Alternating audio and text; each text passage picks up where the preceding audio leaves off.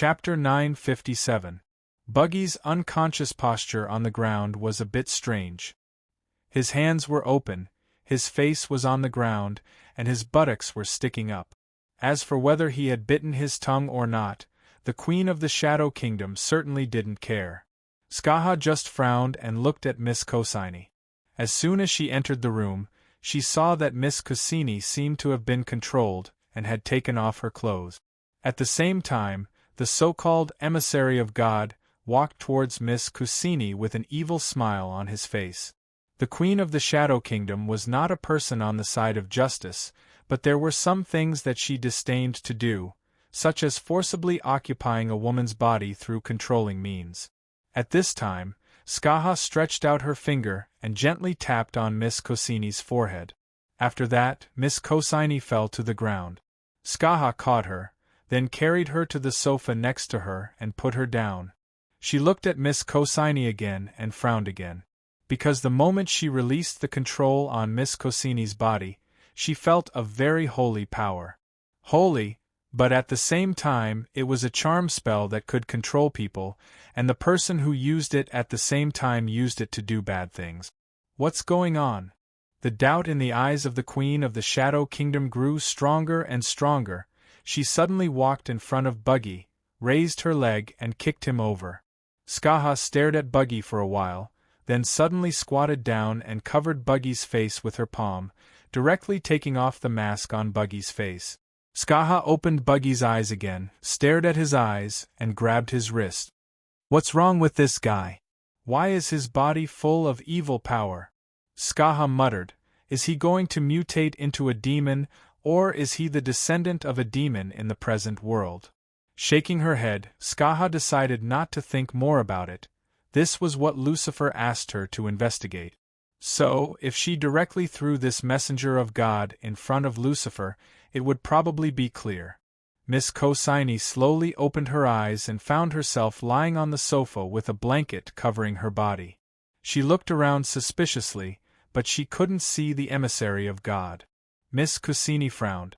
She only remembered that the other party seemed to have opened his palm towards her. At that moment, she felt as if she had lost consciousness. Could it be an expert in hypnosis? Cosini's hands suddenly trembled slightly, and she began to bite her fingers. Daddy's mission failed. He suddenly fainted? M. de Saint Frank had been summoned to Corsini at the last moment by the secretary, in the midst of an earnest acquaintance with the mayor. I'm sorry, father. Cosini lowered her head. This emissary is most likely an expert in hypnotism. I don't know if he got anything out of me after he hypnotized me. Mr. San Francesco's expression was calm, but he did not look at Cosini. Instead, he looked at the night sky outside the window and muttered, "You have undergone training to resist hypnosis.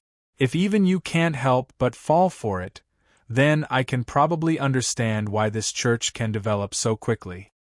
Father, do you mean to say that he is relying on this powerful hypnotism? Cosini's face was heavy.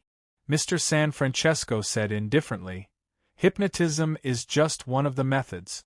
Generally speaking, the methods used by this crazy money-grubbing church are hypnosis, hallucinogenic drugs, all sorts of psychological hints and deceit. It seems like this is just a trick and nothing more special. Something special? Cosini asked subconsciously. Mr. San Francesco glanced at Cosini and slowly said, when I was in prison, I met a jiu-jitsu master. He was not sent to prison because he committed a crime, but because he wanted to practice. This world is very big, so big that it limits the imagination of mortals. Cosini pondered the meaning of Mr. San Francesco's words, but Mr. San Francesco suddenly said, all right, let's go to the banquet hall. But father, the emissary is still. Cosini quickly said. The emissary of God was nowhere to be seen since she woke up. Mr. Baisong was still at the banquet, but it wouldn't be long before he realized that something was wrong. Mr. Baisong was probably one of Zhang Tai's messengers, and he was having a pleasant conversation with someone about life.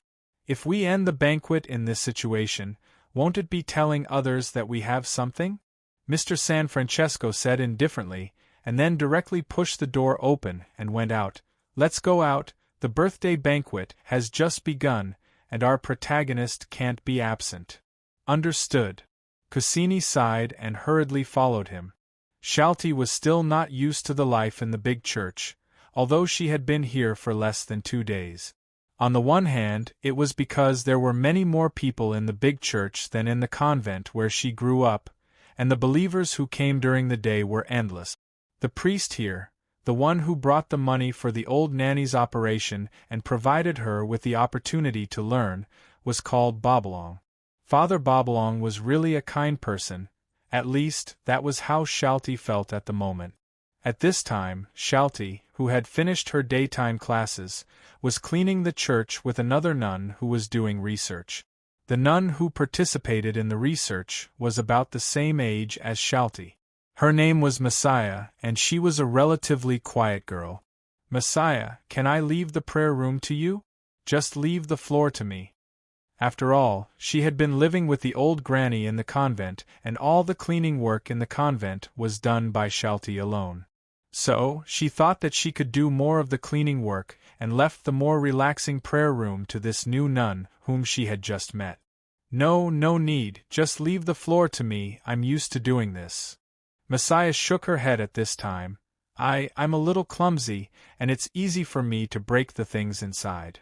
After saying that, Messiah walked up to Shalty, reached out and took the broom in her hand, and then hurriedly started. The prayer room is so small, what can be broken? Shalty suddenly smiled.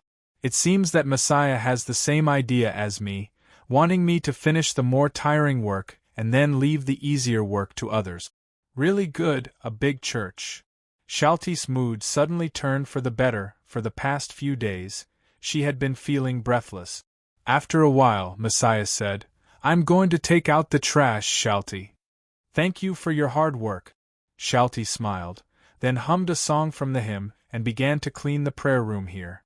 But at this time, the door of the church suddenly opened, and a fat man walked in dejectedly. He sighed as he looked at the statue of suffering in front of him. Then, he sat down on the bench by himself.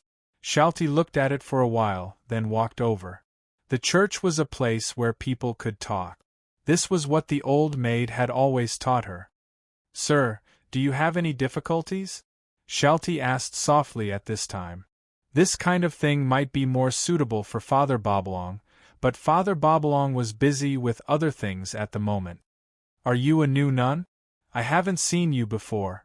The fat man frowned and asked. Yes. Shalty sat down at this time, next to the man, and smiled. But I grew up in the monastery. If you have any problems, you can talk to me. The man suddenly smiled bitterly. You don't look much older than my daughter. What kind of advice can you give me? I'll just sit here for a while. Let me be alone for a while. Shalty was obviously a warm-hearted person who had been taught to be warm-hearted. At this moment, she quickly said, Sir, perhaps my experience isn't enough for me to give you any effective advice, but as an observer, I can still help you release some of the frustration in your heart. The man seemed to hesitate for a moment, then finally nodded and sighed. Well, I think I do need an audience at this time. How should I address you? Shalty asked with a smile. Cage, just call me Cage. The man. Cage heaved a sigh. You know what? I've just been released from the detention center. I'm a sinner. Shalty still smiled. Mr. Cage, our sins can be forgiven when we have mercy and gratitude in our hearts. Since you've left that place and gained freedom, it should be something to be grateful for. Cage smiled bitterly. Something to be grateful for? If after I came out, my wife ran away with another man, took away my daughter, and even my property, and I even lost my job, do you think I can still feel grateful? This. Shalty's face stiffened. It wasn't that she hadn't heard other people's complaints, but most of them were from the villagers. The villagers in the village were usually just a small worry, unlike Mr. Cage who had encountered so many misfortunes.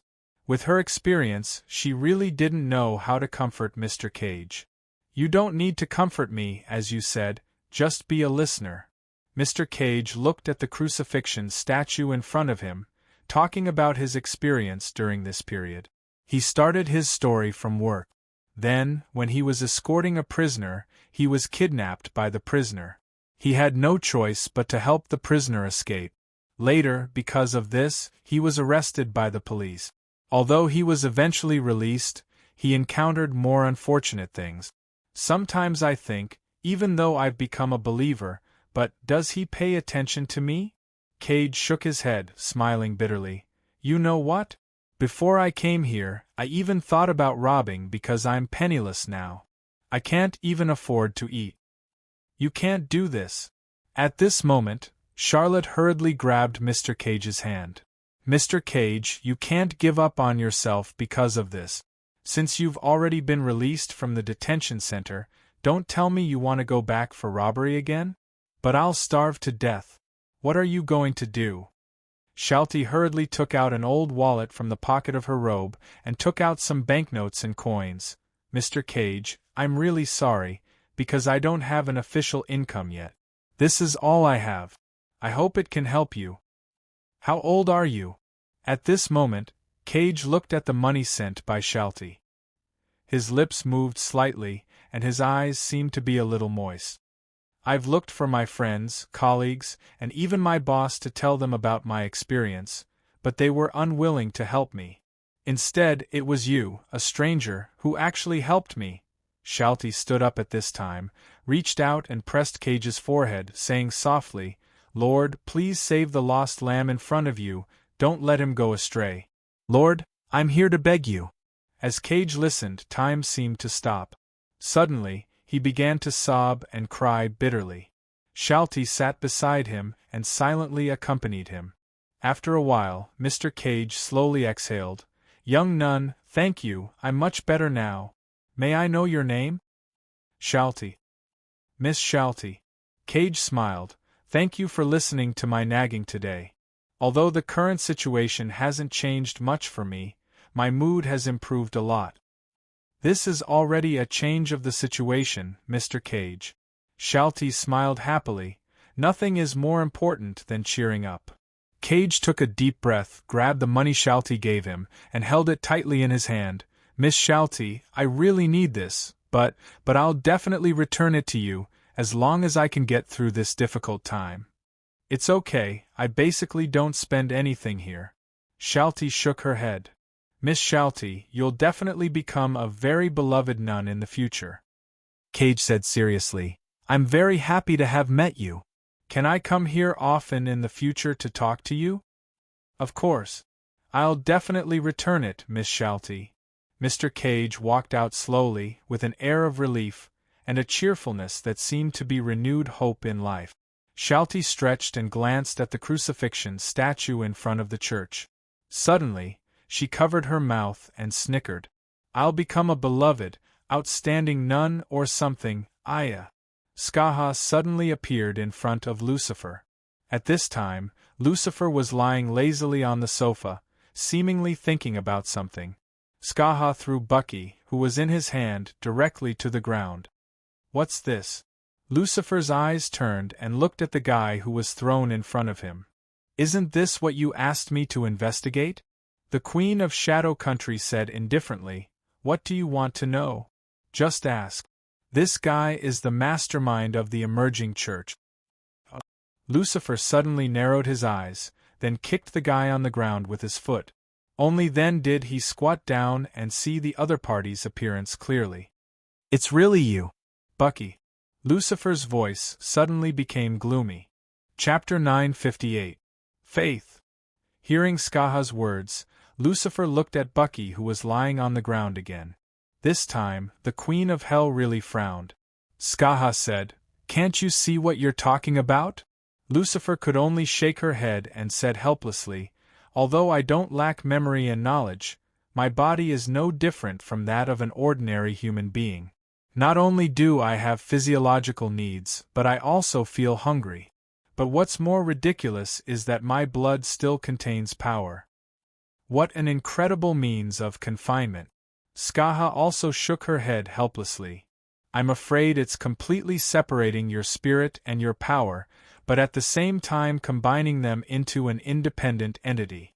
This was Lucifer, one of the most powerful kings in hell, except for the abyss. Yet, she could so easily. Lucifer was silent for a moment. She could basically explain everything in the world, but she was afraid that she could not explain the truth behind the power that confined her. She could not, and neither could that he. Maybe he knew more. Otherwise, he would not have. What are you thinking about? Skaha's eyes suddenly sharpened. Or, did you think of something? Lucifer said indifferently, I'm just recalling some old things. Nothing. Let's talk about this guy. Skaha, what do you think? As a summoned spirit, Skaha could not go against the will of the summoner most of the time. Of course, in history, there were cases where summoned spirits rebelled against the summoner and succeeded.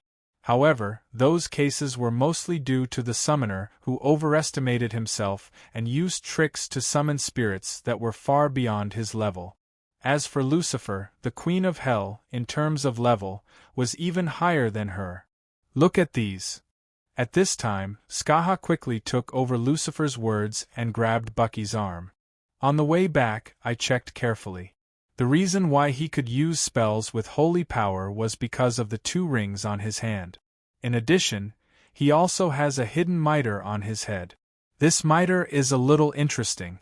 It can continuously absorb the power of faith, and there seems to be a small, growing subspace inside it. Lucifer was also checking the 2 rings on Bucky's hand, and his expression became serious. This is not a tool that can be created with modern magic technology. Looking at the patterns on the ring, it seems to be a product from the ancient Babylonian period. Skaha, can you reveal the mitre on his head? The Queen of the Shadow Kingdom did not answer. She simply reached out and nodded on Bucky's forehead. Suddenly, an emerald-green mitre woven from olive branches and leaves emerged from Bucky's forehead. Lucifer tried to remove the crown but failed in the end. I also tried to take off this mitre to study it carefully, but it seems to have been completely bound to this guy's soul. Although it can be forcibly separated, my intuition tells me that if it is forcibly separated, it will be very troublesome. Well, Your Highness Lucifer, do you seem to recognize this mitre? At this time, Lucifer's face was gloomy and scary. He stared at the mitre on Bucky's head and whispered, Are you kidding? Wasn't this thing already the Tower of Babel? The Tower of Babel? Skaha opened his mouth in surprise and asked in confusion, The Tower of Babel? This mitre is the legendary Tower of Babel? Lucifer nodded. That was a long time ago. Mortals wanted to build a road to heaven, so they built the Tower of Babel. Its existence offended him, and in the end God sent down his anger. And the one who carried out the judgment was the former me. You destroyed the Tower of Babel, but it appeared again at this time. Skaha frowned and said, Then what you destroyed may not be the real Tower of Babel? No, I destroyed the Tower of Babel by myself. Lucifer shook his head and said, Although the Babylonians are smart and have even touched the forbidden zone of God, they are still far from us in terms of their individual qualities. I'm afraid that there is another Tower of Babel hidden in the self-formed subspace inside this mitre. I'm afraid this is a replica of the original Tower of Babel, or a backup incomplete product. Bucky, I gave you the protection of luck, but I never thought that your luck would be so good one day. Or should I say, my luck? Your Majesty Lucifer? Skaha called in a low voice. At this time, Lucifer looked a little crazy. I can hear you, Skaha. Lucifer took a deep breath and sneered. You can make my contract completely invalid, give Bucky another Tower of Babel, and even let him, a half-transformed demon, naturally use the power of the opposite attribute. And I was punished when I was chasing Bucky. Isn't it obvious? Sure enough. Skaha shook his head and then said helplessly, I'm afraid this is the worst situation, Your Majesty Lucifer.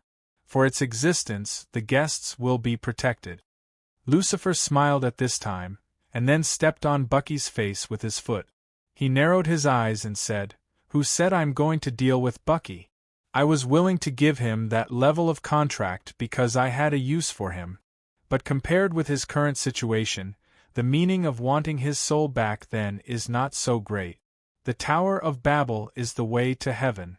Buggy, you've really brought me something very, very good. How should I reward you?" "The Tower of Babel. I see." Skaha looked at Lucifer indifferently. "The goal is heaven? Queen of the Shadow Kingdom, as a demigod, immortal and indestructible, do you have the courage to challenge the guy at the top of the pyramid of gods?" Skaha was silent for a while and said slowly, "It's worth a try." "Ah. I slowly have an idea in my mind now." Lucifer stepped on Bucky's face a few more times. "Let me perfect it. Skaha, how about we send this lucky guy back first? The Tower of Babel was born by eating the faith of thousands of people. And this one, if it doesn't eat enough, it can't grow.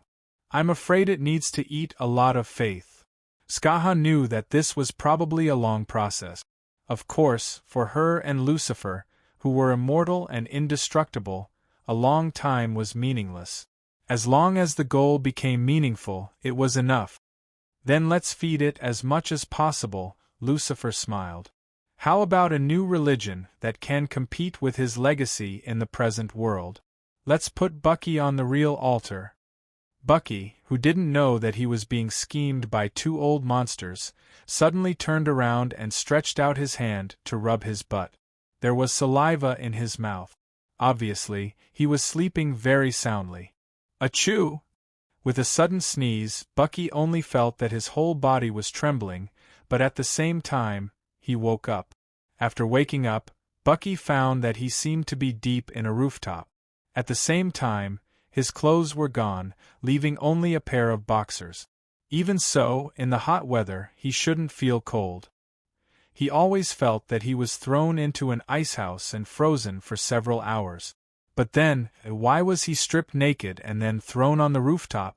Looking down from here, it seemed to be the rooftop of the hotel where the birthday banquet was held. Rooftop. Bucky looked around and suddenly shivered again. This time, it was not because of the cold, but because he suddenly remembered an extremely bad memory.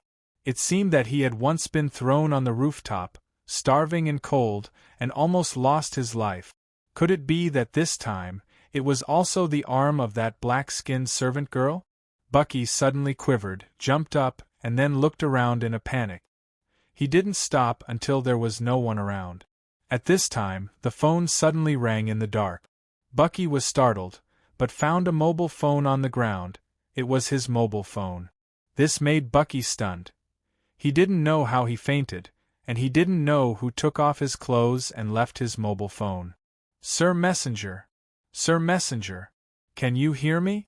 After the phone was connected, it was Mr. Besson's voice. Bucky frowned and then asked directly, "Besson, what happened? What happened?" Mr. Besson on the other end of the phone asked curiously, "Mr. San Fran told me that you would be a little tired after discussing life with Miss Cucini tonight, so you should take a rest. But I thought it was very late and we should go back, so I had to call you." "Discuss your sister? That's not right. I didn't touch that chick at all. I just wanted to ask her, but why did she suddenly fall down?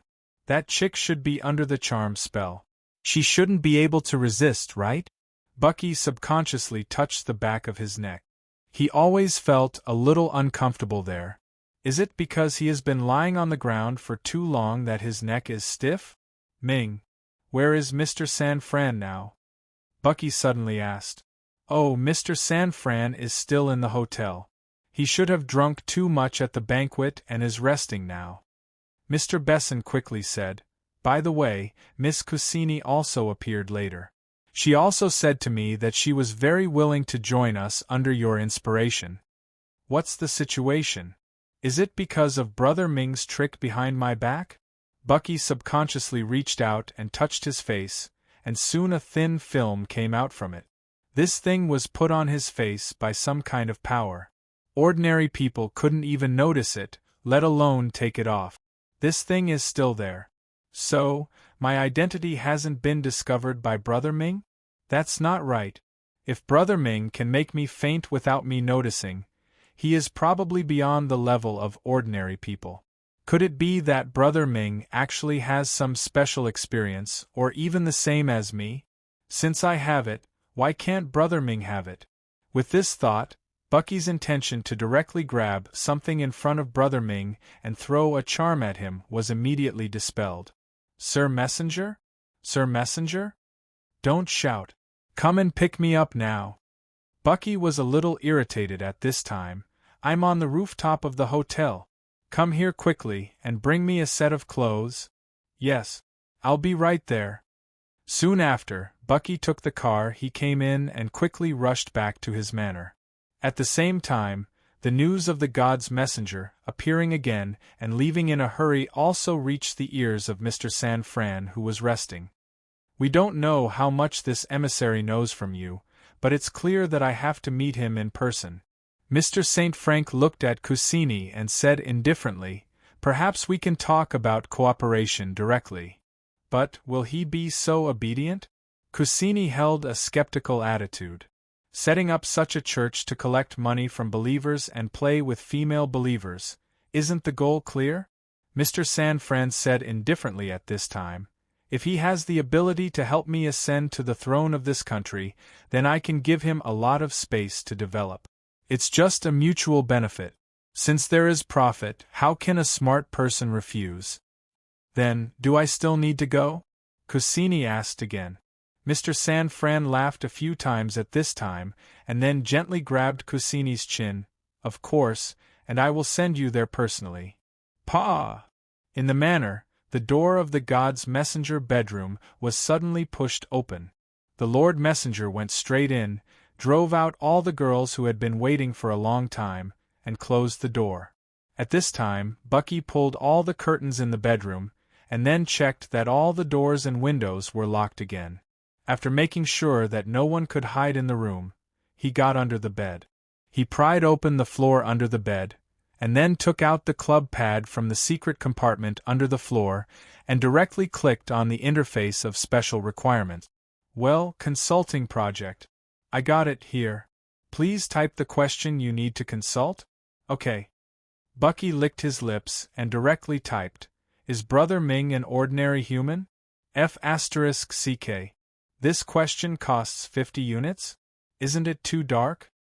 Despite the heartache, Bucky directly bought the answer. The answer was, Brother Ming was an ordinary human. No, if it's not Brother Ming, who is it? Bucky frowned and had to type the question again. Who is the murderer who knocked me out and threw me on the rooftop tonight? After this, Bucky suddenly opened his eyes wide. Because he saw the units of belief needed to be consumed to buy the answer to this question. 100,000 units. Throwing me on the rooftop and letting me freeze, this trick is too obvious. I know it must be you, the dark guy. You must want to cheat all my belief from me. I won't be tricked. I, Bucky, am witty. Chapter 959. After slowly sprinkling the carefully selected sea salt on the freshly fried meat, Bucky picked up the plate and put it in front of him. He took a deep breath and enjoyed the fragrance of the cooked meat. Nothing could satisfy him more than having a special fried steak for breakfast in the morning. Meat was justice. But just as Bucky was about to start eating, the video phone behind him suddenly rang. Not only was it the high priest, self-proclaimed, of the Church of God, but Mr. Besson, who was also the manager of the manor, also called and said that Mr. St. Fran had come to visit. This immediately wiped out Bucky's good mood. Because it reminded him of the horrible memory of being exposed on the rooftop. That's right, it was the thing that happened last night. Bucky didn't buy the answer from the club in the end. It was not because he really didn't want to give up the 100,000 units of faith, but because he only had a little more than 30,000 units of faith. Why? Of course, it was because he had bought a cold storage full of special meat early. God's emissary liked to eat meat, and he couldn't do without meat for 5 meals a day.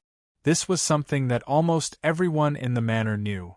And the cold storage used to store the rations of God's emissary was guarded 24 hours a day. At present, because of the large amount of stock, Bucky didn't have many units of faith in hand, so he was powerless to buy the answer that required 100,000 units of faith. However, Brother Ming was obviously not the person who would make him faint on the rooftop inexplicably. Otherwise, why would he need the answer of 100,000 units of faith? That's not good. Bucky frowned. After thinking for a while, he directly ordered, "Besson, let him wait for me in the living room for a while." When the god's emissary appeared in front of Mr. St. Fran, it had been 2 hours since Mr. St. Fran visited the manor. "I'm really sorry, I'm used to praying to my God after waking up in the morning." Bucky appeared in front of people with a smile and said humbly, "I'm really sorry to keep Mr. St. Fran waiting for so long. Perhaps it's because you're so devout that you can become the person who receives the oracle." Mr. St. Fran smiled at this time and said the right compliment. "I don't know why Mr. St. Fran came to see me so early," Bucky asked flatly. At the same time, he glanced at Miss Cosney, who had come with Monsieur de St. Fran. At this time, Mr. Frank suddenly said, "Messenger, about what happened last night, can I talk to you alone?" Bucky was a little hesitant, but Mr. Besson said seriously, "I'm sorry, Mr. San Fran. You're not a believer of my church, so you can't meet the messenger alone." Obviously, Mr. St. France didn't expect Mr. Besson to suddenly interrupt. He frowned at this moment, but he saw that Mr. Besson's gaze was neither servile nor overbearing, which made Mr. St. France a little confused. "It's okay, Besson." Unexpectedly, Bucky said, "I also have something to discuss with Mr. San Fran alone. You can all leave first." "All right." Mr. Besson agreed without hesitation. At the same time, he walked to the front of Miss Cosney and made a gesture of invitation. It seemed that Mr. Besson really carried out the messenger's instructions meticulously. There was no room for him to turn around.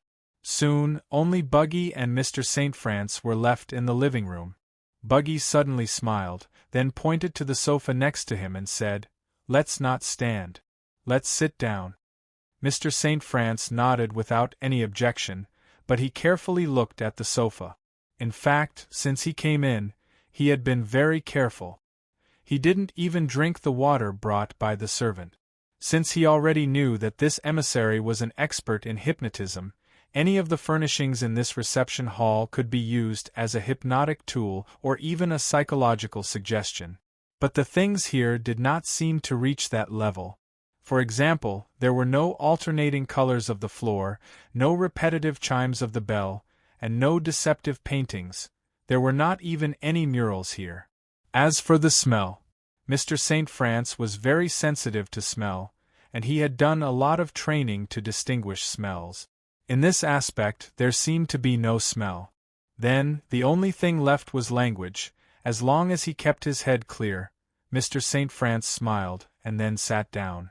But he didn't know that the moment he sat down, his eyes had become completely empty, and his thoughts had stopped at this moment. Bucky yawned and sat down lazily in front of Mr. St. France. The moment Mr. St. France walked to the sofa, Bucky had already cast a charm on him without saying anything. It was convenient. "Slap yourself and see," Bucky suddenly said. Mr. St. France's eyes were dull, but he suddenly raised his hand and slapped himself hard. But at the moment when he was about to hit, Bucky suddenly shouted to stop. His hand was less than half a centimeter away from Mr. St. France's cheek. It was very dangerous. Bucky nodded with satisfaction. Only people who were under the charm could have such a reaction. Because the target under the charm would only act according to orders, and would not think through his brain, because it was similar to an unconditional discharge, he could stop in time. As for why he asked him to stop, of course, it was to prevent Brother Ming from suspecting anything because of the pain on his cheek when he woke up. Bucky had been dealing with Brother Ming for some years, so he was very clear about Brother Ming's seemingly frivolous but cautious character. "Now let's talk about serious things, Brother Ming." Bucky smiled and said, "How did I leave last night, do you know?" Mr. St. France said emotionlessly. I don't know. According to Kusini, after she woke up, the messenger had disappeared. Buggy was stunned and then frowned. It was not Brother Ming's doing. This could be confirmed now, but it also became more confusing. Could it be that he could only know the answer after he earned 100,000 units of faith? But 100,000 units of faith could buy a lot of meat. Buggy sighed, and then asked directly, Brother Ming, how did you become Mr. St. France? What are you thinking now? Also, I heard that you want to be the president? So, Mr. St. France told him in detail how he changed from one of the backbone of the imperial capital headquarters to a great philanthropist. It turned out that as early as when he worked with Buggy in the imperial capital headquarters, Brother Ming had already planned to clear his name, so he had been doing something secretly as Mr. St. France. Until Brother Ming was arrested and put in prison, Mr. St. France gradually became more active. As for why Brother Ming could still play the role of Mr. San Francesco so happily in prison, Bucky had no interest in it at all. After all, when he was in prison, he also lived a comfortable life, didn't he? I do want to be the president. A smart person should wait for the highest point. If I can use the messenger and his network, it will be very helpful for me to participate in the election. This is also the purpose of my visit today. Kusini is indeed my adopted daughter, but I have not touched her. But she is very dependent on drugs, so I will not worry that she will betray me. After becoming the president, what I want to do is... When Mr. St. France answered this question, Buggy suddenly saw a struggling expression on his face.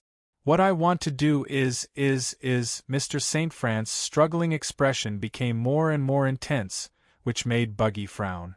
This was because the charm spell had already been explained when he bought it.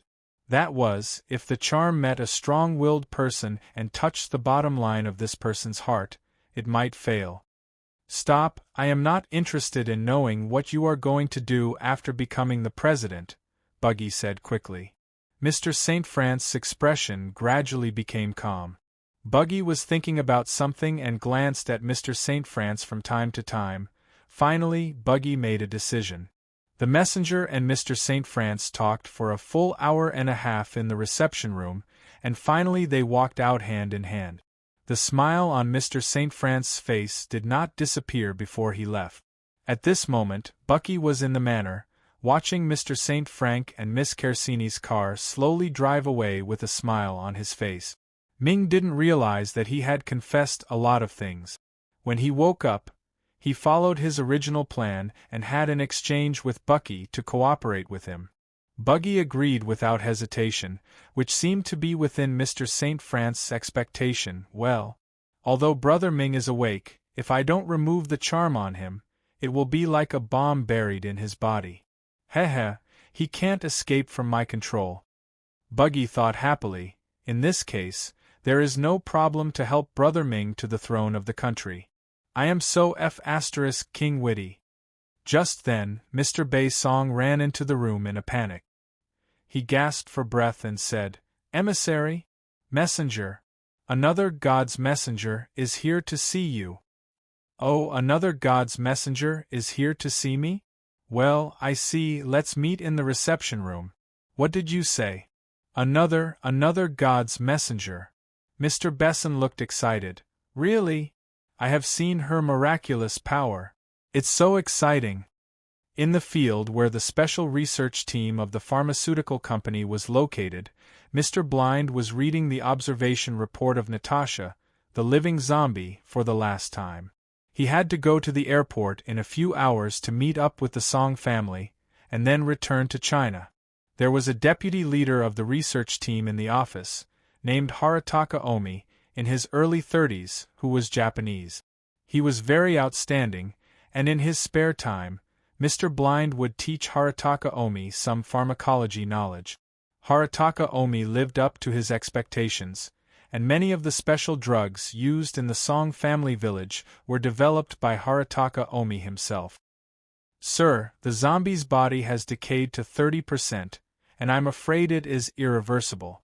Harataka Omi frowned, We have tried all kinds of methods, but none of them worked.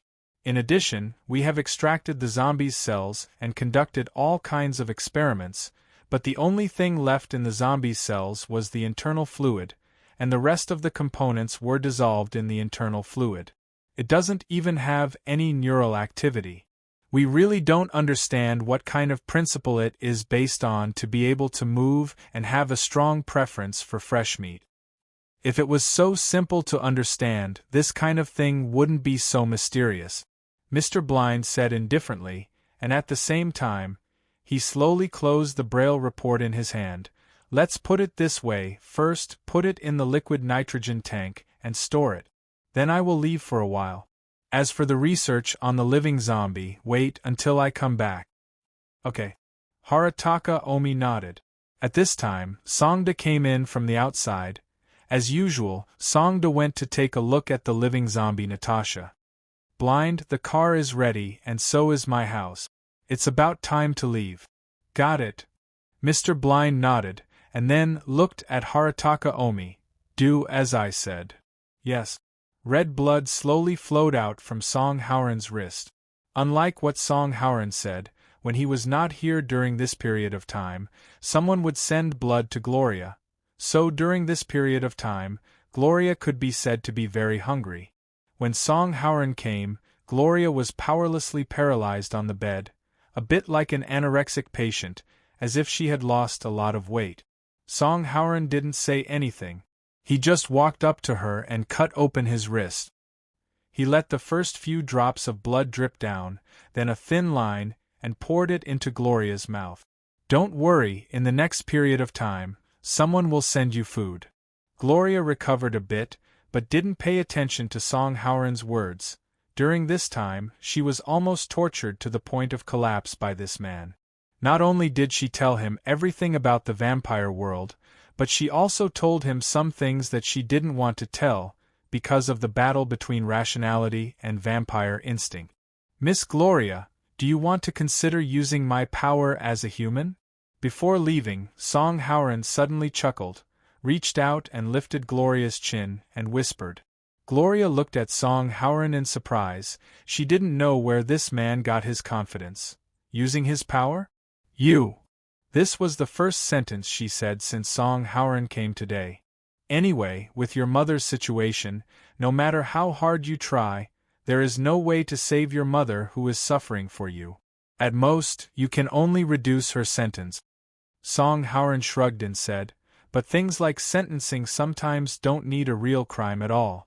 Since the punishment is in the hands of those in power, if you can resist, you won't be so afraid of making a mistake and causing your mother's sentence to be lengthened, right?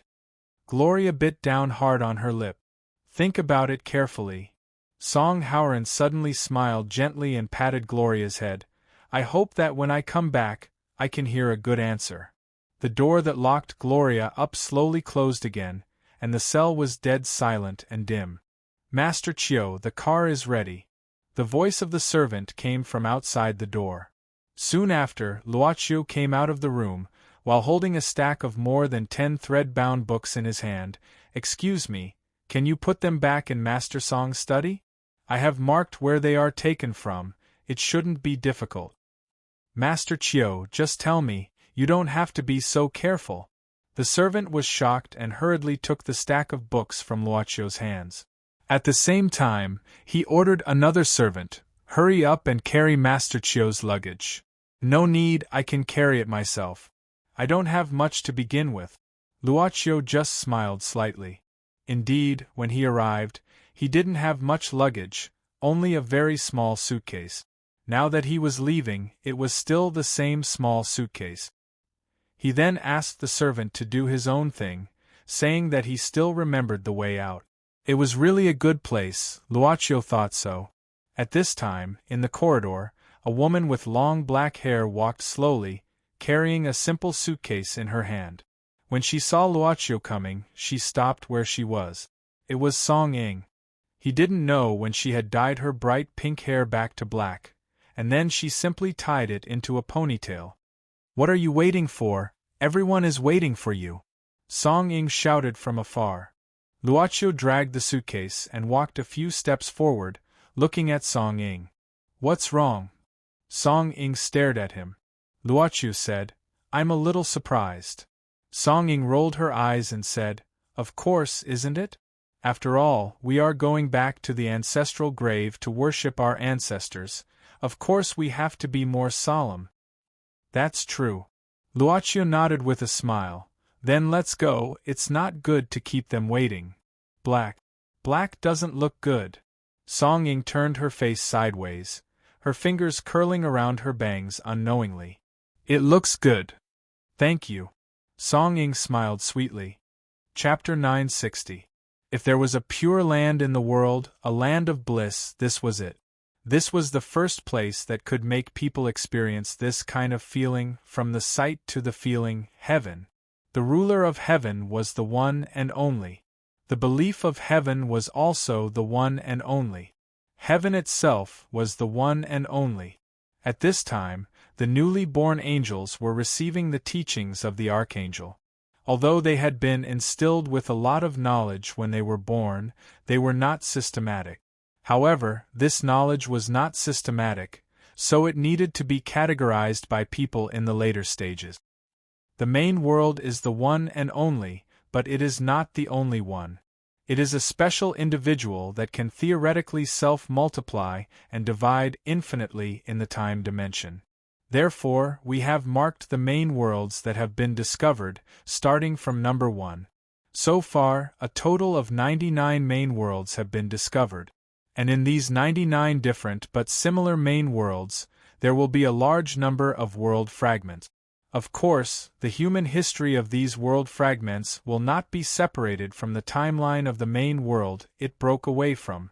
The archangel was explaining the world system it understood, and a group of childlike newborn angels below were taking notes throughout the lesson. Then where did the Lord come from in the first place?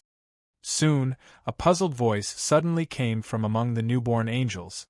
The archangel on the seat of honor smiled slightly at this time. The Lord first appeared in the seventh Lord's world. But in fact, there is also the existence of the Lord in every main world.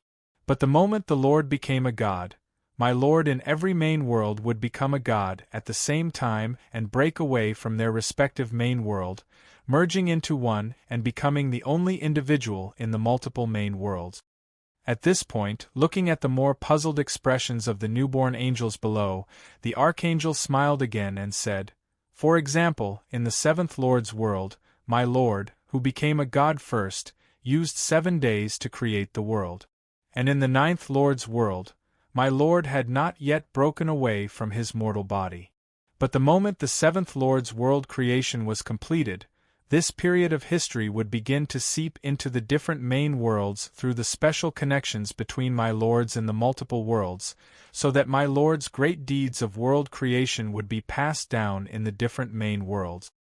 Then, will the actions of our Lords and other Lords also be reflected in the seventh Lord's realm? It was still that doubtful voice, the voice of the newborn angels. The archangel looked at the young angel and nodded. That's right. That's right. That is also why there are so many complicated and temporal transmissions in different realms. Of course, mortals in the Lord's present realm would understand that our Lord is omnipotent and has many clones that could trigger different miracles at the same time. Any other questions? Teacher, then in which world did the great flood occur? And what has become of the Lord now? It was the same doubtful voice. Why are you curious about this? The archangel did not answer immediately.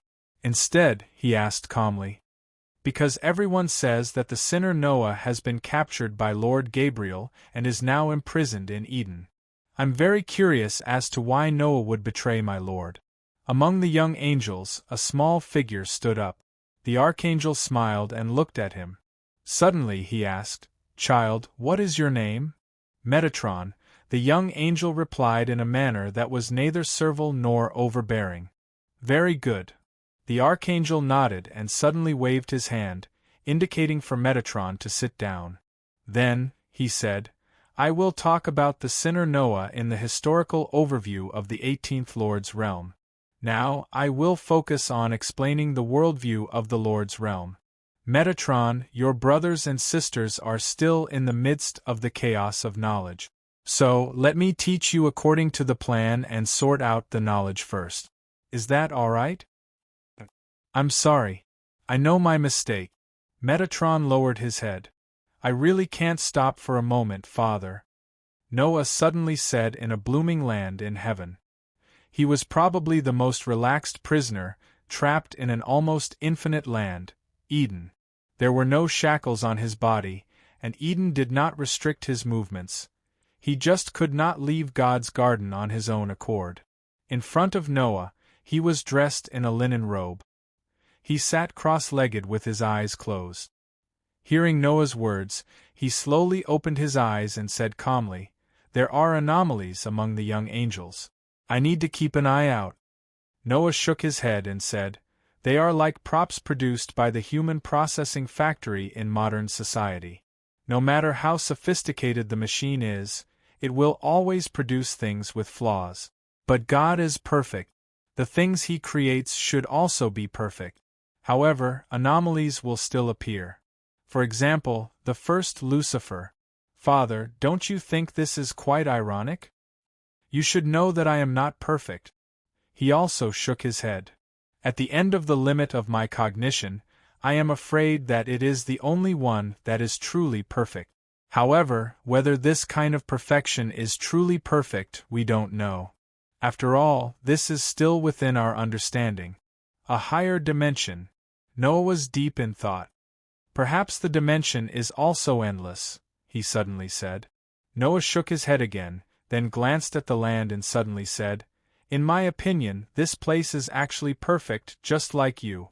Because this place, and you, in theory, were born because of it.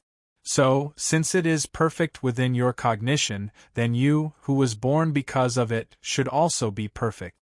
He said calmly, "Don't forget, having the ability to create perfection also means that whether the created thing is perfect or not depends on the Creator's thoughts. Although time does not mean much to us," Noah sighed. Noah sighed and said, "But try not to waste time on this endless loop. Father, I will not get the ark back, even if you imprison me here. Have you not given up yet?" He glanced at Noah. "Look for the original Lord to appear. After all, only the ark can safely sail in the cracks of the dimension." Noah also sat down cross-legged and said softly, "Since you're unwilling to do it, Father, and you're unwilling to give up on these pitiful children, then let us, this group of abandoned lives, go. The original origin world, the origin of everything." After hearing these words, he slowly closed his eyes. Heaven ushered in the night. Just like it was always night, there was always no light coming. Perhaps there was no day at all, at least Yudanqiang thought so. At the square of the front hall of the Eternal Night Palace, a figure was jumping up and down, with a very agile speed, dodging the attacks of the original void demons one after another. Behind this figure, actually, had attracted dozens of original void demons. This person was Yudanqiang. Without knowing when, Yudanqiang found that he could move. But even if he could move, the range of his movement was limited to the square of the front hall of the Eternal Night Palace. Even so, Yudanqiang actually had a lot of things that he did not need to worry about. For example, he did not seem to have the need to eat, drink, poop and so on. He did not feel hungry, and even the feeling of fatigue rarely appeared. Even if he felt tired, as long as he sat down and rested for a while, his strength would quickly recover. Moreover, Yudanqiang found that his body was becoming stronger all the time. The most direct point was that not long ago, Yudanqiang forcibly pushed back a original void demon with one punch. Even though it was only pushed back and not killed with one punch, at least it proved one thing: Yudanqiang was not completely powerless when facing these original void demons. That little girl who called herself Hidden Sword had never appeared. Yudanqiang wanted to find someone to ask about the changes that had happened to his body, but it was impossible to do so.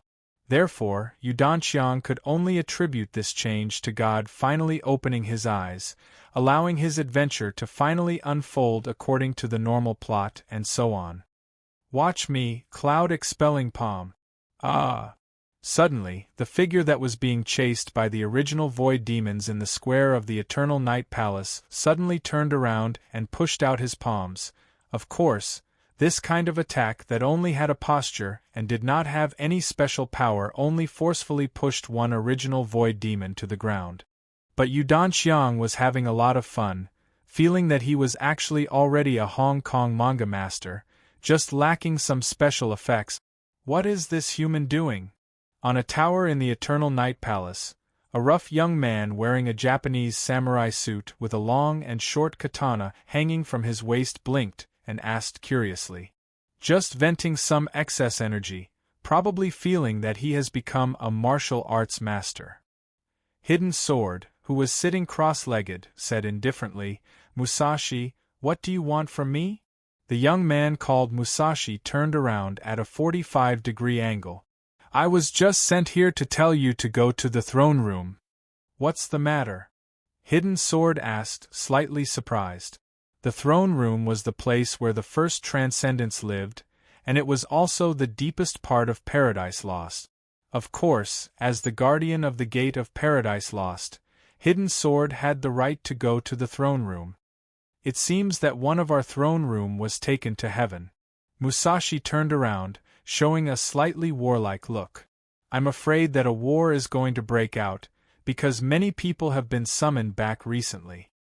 Hidden Sword suddenly closed his eyes, and after a while, he opened them again and said, "Got it. I'll go after I finish the theme this time." Musashi scratched his head and said helplessly, "This kind of thing doesn't matter, right? Why don't you have a fight with me? I really want to see how strong you are when the 10 famous swords are used together." "Fighting is forbidden in Paradise Lost," Hidden Sword said indifferently.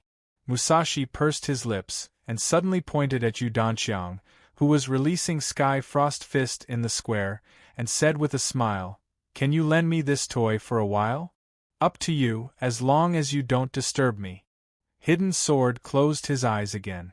Perhaps this was the only fun? Just like how he always wanted to find others to practice with. He really missed that era. Yagyu, Sasaki, Marum, Ito. There was a group of people who constantly chased after him. Musashi directly stepped on the window frame, and then jumped from here to the square in the front hall. His body landed on the back of a Void Original Demon, and directly pressed the Void Original Demon to the ground. At this moment, it seemed that all the Void Original Demons were completely enraged, and they all rushed toward Musashi with bared fangs and brandished claws. At this moment, Musashi held the long and short sabers at his waist with both hands, and at the same time stepped out with his left foot. His whole body sank down, and he made a sword-drawing posture. Nitten Itsuki is sun and moon. There was no sun or moon in the void, but at this moment, Yudanqiang seemed to see the sun and moon shining together, and his mind went blank. When he came back to his senses, he saw that above the square, a large number of Void Original Demons fell one after another, and turned into minced meat all over the sky. "Do you want to learn swordsmanship?" At this moment, Musashi turned around, carrying the odachi on his shoulder, and pointed at Yudanqiang with the long saber, and suddenly asked. At this moment, Yudanqiang suddenly quivered, and without saying anything, he knelt on the ground. "Master above, please accept this disciple's worship." "No, no, no, you misunderstood." Musashi shook his head. "I don't intend to accept you as my disciple." Yudanqiang couldn't help but be startled. "Then what did you ask me just now?" "Asking if you want to learn doesn't mean I'll accept you. Similarly, not accepting you doesn't mean I won't teach you." At this moment, Musashi sat down cross-legged, and casually tossed the long saber in his hand forward. This long saber stabbed diagonally into the ground in front of Yudanqiang. At this moment, he heard Musashi say lazily, "But, if you can pull it out before I leave, I can consider accepting you as my in-name disciple." When are you leaving? Yu Danxiang subconsciously asked. Musashi smiled. Before the next wave of void original demons attack.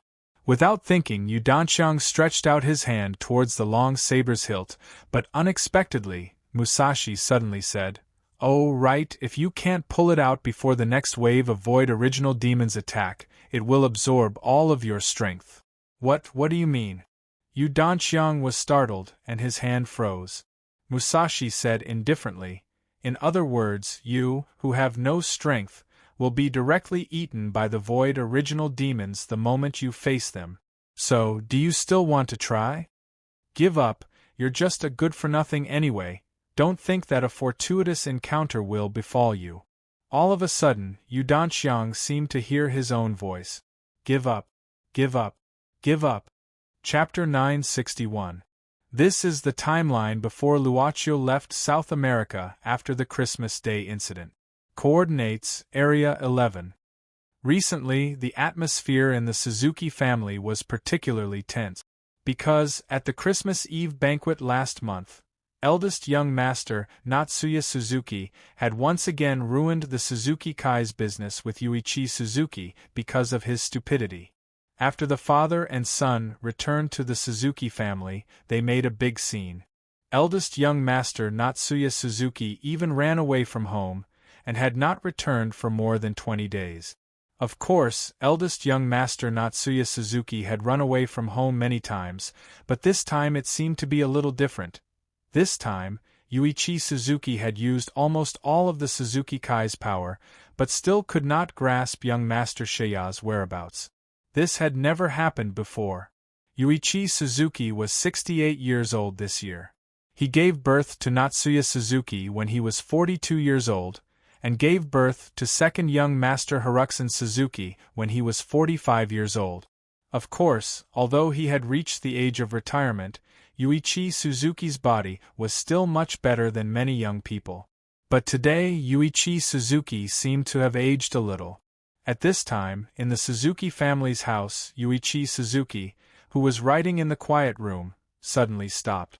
Because at this time, the door of the quiet room was slowly pushed open, and second young master Haruxan Suzuki was kneeling in the corridor outside the door.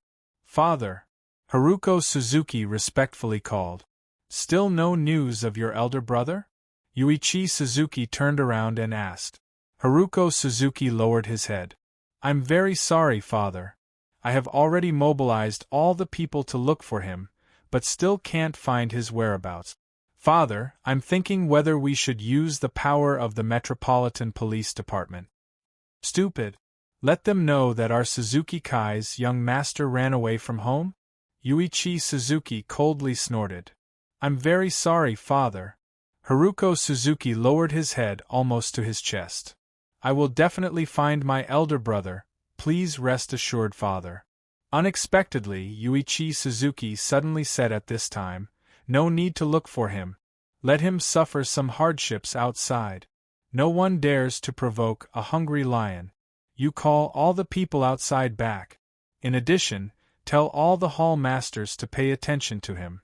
Once he appears, they can't use any means to support him. Since he ran away from home, he should be aware." "Yes. I'll immediately contact them," Suzuki hurriedly responded. "Do you have anything to do this afternoon?" Suzuki Yuichi suddenly asked. "In addition to going to the office, there are only a few company documents to sign. Nothing important." Haruko Suzuki raised his head at this time. "Father, is there anything I can do?" Suzuki Yuichi suddenly closed his eyes. At the same time, a purple light flashed in the eyes of Suzuki Harashin, who was kneeling in the corridor.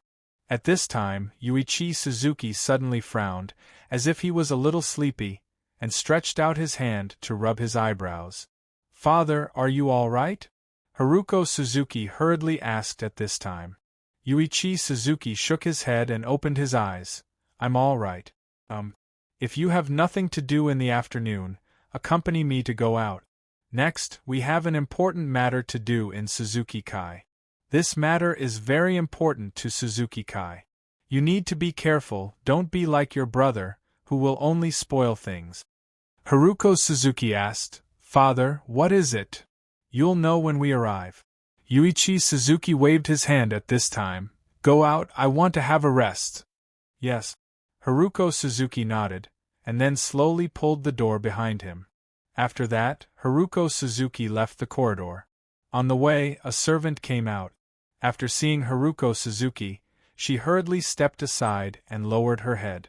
Haruko Suzuki just smiled, like a gentle and elegant young master, until he returned to his room.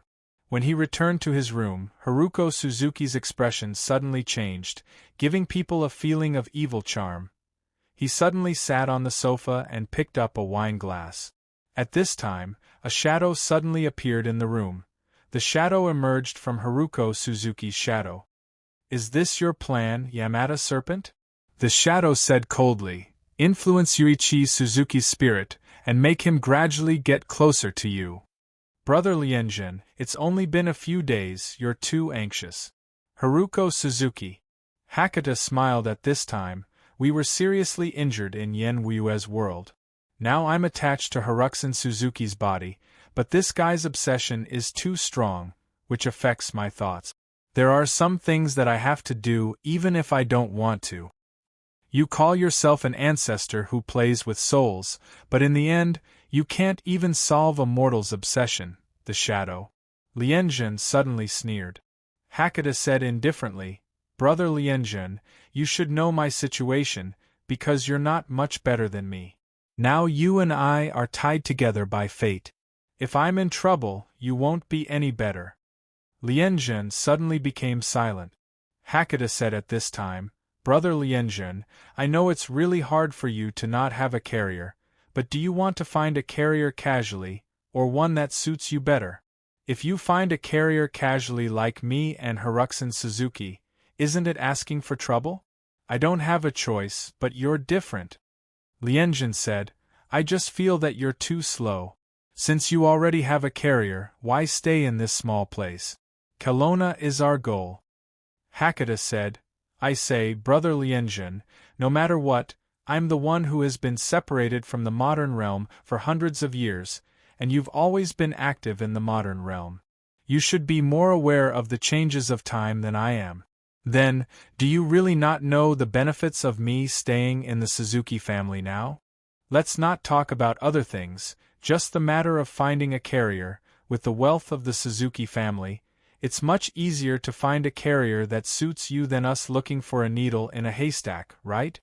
I don't have time to waste.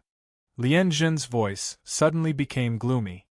I've separated, which means that the power of the greedy wolf has become ownerless. It now stays in the body of Madame Lianjin. After some time, when Madame Lianjin enters, she will become the real Lianjin planet. At that time, I will really have nothing. Hakata, you don't want to just be a useless remnant soul, right? The Greedy Wolf clan has had a Greedy Wolf shaman for generations, but I don't see any generation that can replace you in Lianjin planet. Hakata said casually, I still say the same thing, there are some things that can't be rushed. Brother Lianjin, now that Yuichi Suzuki is under my influence, he will gradually put Haruko Suzuki in important positions. As long as I eliminate Haruko Suzuki's obsession and completely control this body, there will be benefits for us. Now you just wait patiently. Let his father put him in an important position and get his father's approval. Other than that, what else? Lianjin asked coldly. The obsession of this mortal is actually so strong. After all, he is also a true soul, and his aptitude is not bad. Hakata smiled. Haruko Suzuki's greatest wish is to surpass his brother, Natsuya Suzuki. Whether it is to wait for Yuichi Suzuki's approval or to become the head of the Suzuki Kai, it is all based on surpassing his brother. In that case, don't dawdle, hurry up and show me Natsuya Suzuki. Don't worry, I already know where he is. Hakata sneered at this time. But wait until I accompany Yuichi Suzuki in the afternoon, and see what he is going to do. The main dish is delicious last. Suzuki! Suzuki! In the midst of the loud music, the manager of the disco bar was shouting for a recently hired waiter. This was a rather handsome man. In the words of the manager of the disco bar, if he wanted to be a gigolo, he would definitely have a much better future than being a waiter here. "What's the matter, manager?" The handsome man called Suzuki quickly walked over. "The guest in room 209 has placed an order, you can send these things over." The manager of the disco bar pointed at the already prepared drinks and said, "This time, don't send the wrong drinks. You have already sent the wrong drinks 5 times this week. If there is a 6th time, don't blame me for firing you." "Understood, manager." The man called Suzuki scratched his head with a helpless face. In fact, what the manager said was true. He had already sent the wrong drinks 5 times in a row. Suzuki shook his head and secretly encouraged himself. Nowadays, it was not easy to find a job outside, especially since he did not even have a high school diploma. The types of jobs that he could do were very limited. In fact, Suzuki often wondered if his father had injected some inferior genes into his mother when he was born. As a result, ever since he could remember, he always felt that he was not smart enough. Phew! That was close, I almost sent the wrong drinks again. Holding the drinks ordered by the guest in his hands, Suzuki suddenly stopped. Because he was distracted, he almost sent the drinks to another room. But when Suzuki was about to walk back, he suddenly stopped and frowned. In this room that he had almost made a mistake and entered, there seemed to be a strange sound coming from it. Since young, Suzuki's hearing was very good, and his physical strength was abnormal. However, his grades were not good, so he was always jokingly called a wild animal. It seemed to be a woman's cry. Suzuki put his ear to the door and listened carefully. It seemed to be a woman's cry for help when she was resisting. Well, this kind of thing happened from time to time. It was probably those who were easily invited to this place by men, thinking that they could find some benefits, but in the end, they found that they had fallen into a trap. Suzuki shook his head. He had seen this kind of thing many times. Basically, when this kind of thing happened, both parties were involved. He had better send the drinks to the guest as soon as possible. This time, he could not mess it up again. However, when Suzuki was about to leave, the door of the room was suddenly knocked open. A woman in messy clothes ran out with her head down and bumped into Suzuki. The things in Suzuki's hands were suddenly knocked away. At this moment, Suzuki's pupils suddenly enlarged. He instinctively squatted down and caught the drinks at the moment when they were about to fall to the ground. "Who?" Suzuki suddenly wiped the cold sweat. If the drinks were broken, he would probably have to pack up and leave tonight. The strict manager would probably not let him go this time. "Help me!" The woman's cry for help came from the side. Suzuki looked up. It turned out that after the woman was caught, 2 young men rushed out of the room. They directly pulled the woman's arms and dragged her back into the room. "Help me!" The woman pinned her hope on Suzuki at this time. Unexpectedly, Suzuki acted as if he did not see or hear anything.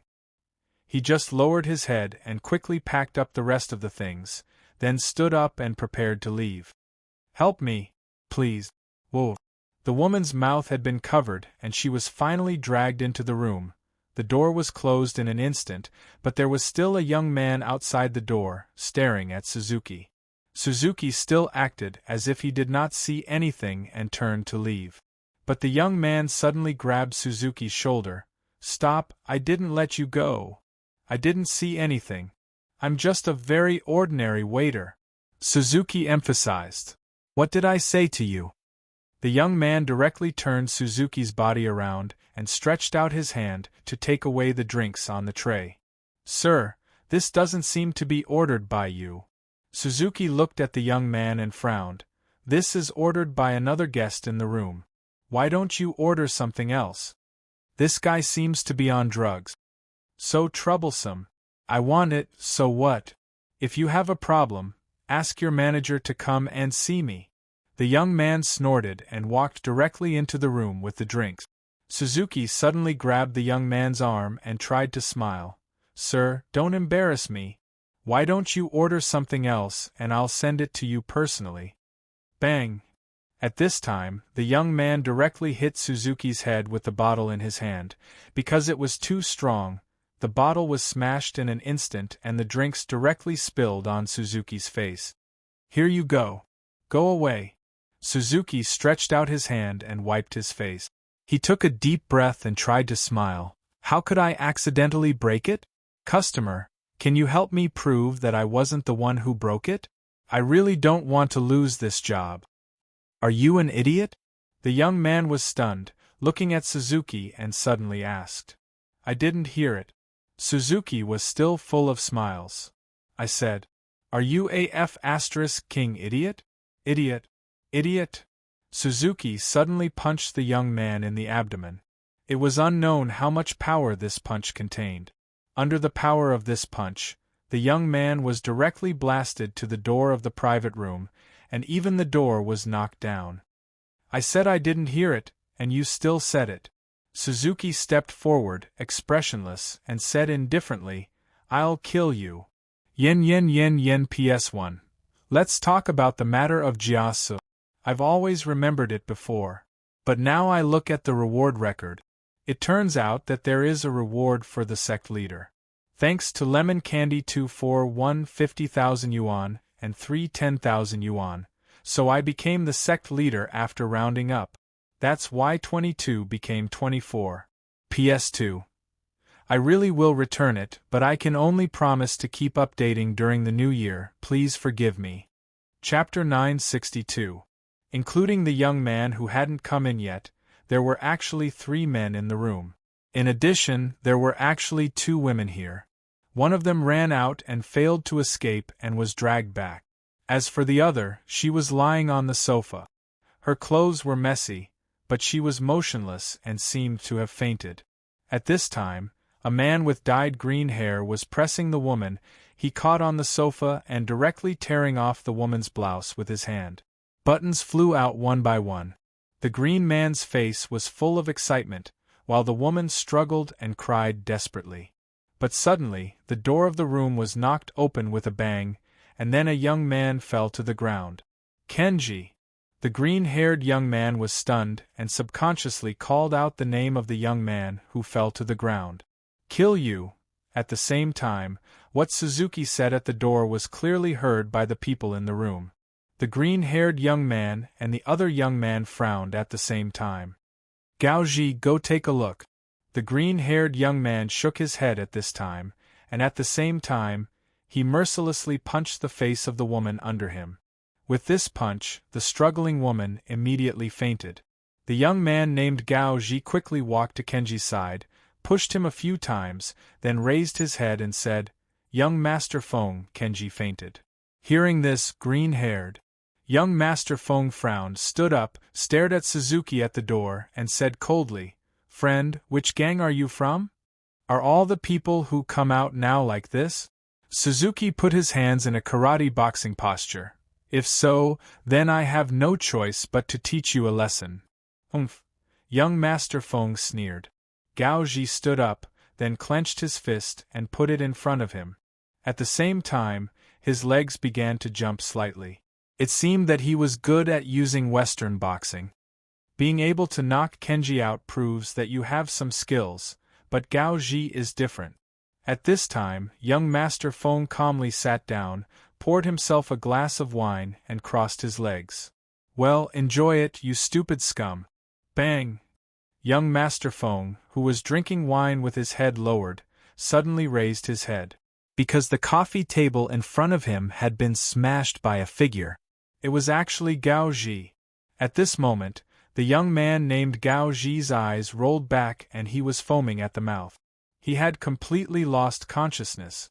Young Master Feng immediately narrowed his eyes and sized up the man who had consecutively knocked down 2 of his subordinates. His tall and straight figure imperceptibly gave people a kind of enormous pressure. Young Master Feng took a deep breath and put down the wine glass. So I said, why don't you just let Gao Ji beat you to death? In a flash, young Master Feng pressed one hand on the coffee table at a terrifying speed and used the force to jump out. At the same time, he swept a leg at Suzuki. His speed was too fast. For a moment, Suzuki seemed to be unable to react. He instinctively raised his left arm to block. However, the strength of this leg sweep was too great, making Suzuki feel as if he was hit by a speeding motorcycle. His whole body flew out horizontally and directly hit the TV on the wall. Bang, bang, bang. Because of Suzuki's impact, the TV immediately fell apart.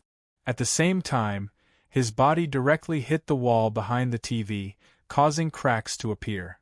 Suzuki fell to the ground. "You wanted me to do it."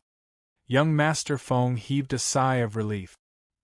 He straightened his clothes and looked coldly at Suzuki, who was lying on the ground.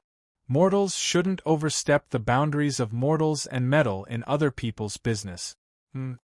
Young Master Feng suddenly stopped talking. At this time, Suzuki shook his head and climbed up from the ground. Suzuki also frowned and looked at his left arm. He shook his left arm and felt that it was a bit numb.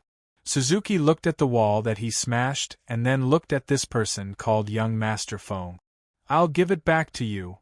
A fist, without Young Master Feng noticing, fiercely hit his face. This time, Young Master Feng's whole body flew out and at the same time, crashed into the wall. Almost the same as Suzuki's situation, Young Master Feng's body crashed into the wall, causing cracks to appear. But unlike Suzuki, he didn't fall down. Instead, he staggered and stood up. However, Young Master Feng used his hand to cover his mouth, but the bridge of his nose was obviously crooked. Blood flowed from Young Master Feng's fingers. Obviously, this was the reason he covered his mouth. At this time, Suzuki furrowed his brows and looked at his fist. Then, he looked at Young Master Feng. "This guy, you're pretty good at taking a beating." Young Master Feng's eyes suddenly widened, as if they were about to spit fire. He removed the hand that was covering his mouth, and saw that his mouth was full of blood. At the same time, 3 teeth fell out of his hand. "You actually beat up the nobleman like this? It's just food, you actually." Young Master Feng's eyes suddenly became gloomy and cold. In the dusky private room, Young Master Feng's fingernails suddenly became sharp. However, Suzuki was a man who didn't give his opponent any time to breathe once a fight started. The moment Young Master Feng said those ruthless words, Suzuki attacked again. His body suddenly bent down and at the same time, he threw a standard karate punch. His fist hit Young Master Feng's abdomen, causing his whole body to bend over in an instant. Suzuki followed up with a punch that landed on Young Master Feng's chin and sent him flying. Beat the opponent until they couldn't resist. This was the principle that Suzuki had been taught ever since he learned how to fight. Suzuki didn't give Young Master Feng any time to breathe. His fists bombarded Young Master Feng's body one after another. After an unknown amount of time, even with Suzuki's terrifying physical strength, sweat was dripping from his forehead. He grabbed Young Master Feng's collar and lifted him up. Looking at this guy's face covered in blood and the blood flowing from the corners of his mouth, he couldn't help but say, Are you still human? Don't tell me you're a monster?" Suzuki had never met someone who could take a beating like this before. At this time, Young Master Feng's drooping eyelids twitched a few times. He forced himself to open them a bit and looked at the waiter who had beaten him until he didn't look human anymore. His lips moved as if he wanted to say something. "Suzuki, what are you doing?" At this time, an angry voice came from outside the room. It was the disco's manager. The manager's finger trembled as he pointed at Suzuki. Looking at everything in the room, he was both shocked and angry. You. Suzuki, you." Suzuki suddenly put Young Master Feng down and raised both his hands. "Manager, listen to me, it's not what you think." "Scram! You're fired." The manager cursed. "Wait for the lawyer's letter. You have nothing to do with our disco. I'm going to call the police." Hearing this, Suzuki immediately rushed in front of the manager. This gave the manager a fright. At this time, Suzuki suddenly opened his hands.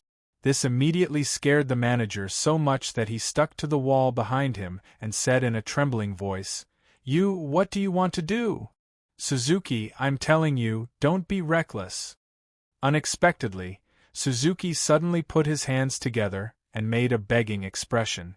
With a bitter face, he said, Manager, I'm begging you, please give me one more chance. The manager was also stunned. Then, he suddenly grabbed Suzuki's hand and grabbed towards his neck. Like a pig being slaughtered, he screamed, Suzuki! Don't be impulsive. Let me go. Let me go. What's the situation? Suzuki blinked, only to see that the manager kept winking at her. Suzuki still didn't understand and scratched his head. The manager immediately wrinkled his eyebrows and roared in a low voice, Go! Idiot! Why aren't you leaving? Are you waiting for the police to catch you? Go! Oh. It was only then that Suzuki realized that the manager was trying to help him. He quickly nodded. Given his current situation, if he was caught by the Metropolitan Police Department, it would indeed be troublesome. Thank you.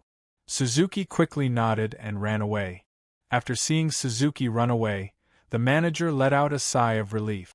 Then, he looked inside the room and wrinkled his eyebrows. Young man, why are you always so impulsive? He sighed, then hurriedly ran into the private room and helped young Master Feng up from the floor. Guest. Customer, how are you? Customer. I'm sorry, I'm really sorry. This waiter was only hired yesterday.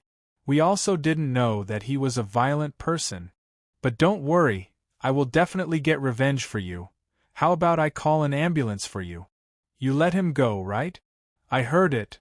Young Master Feng, who had his head lowered, suddenly said in a low voice. Customer, what did you say? Ah! A blood-curdling scream suddenly came from the room. Not long after, young Master Feng walked out of the room.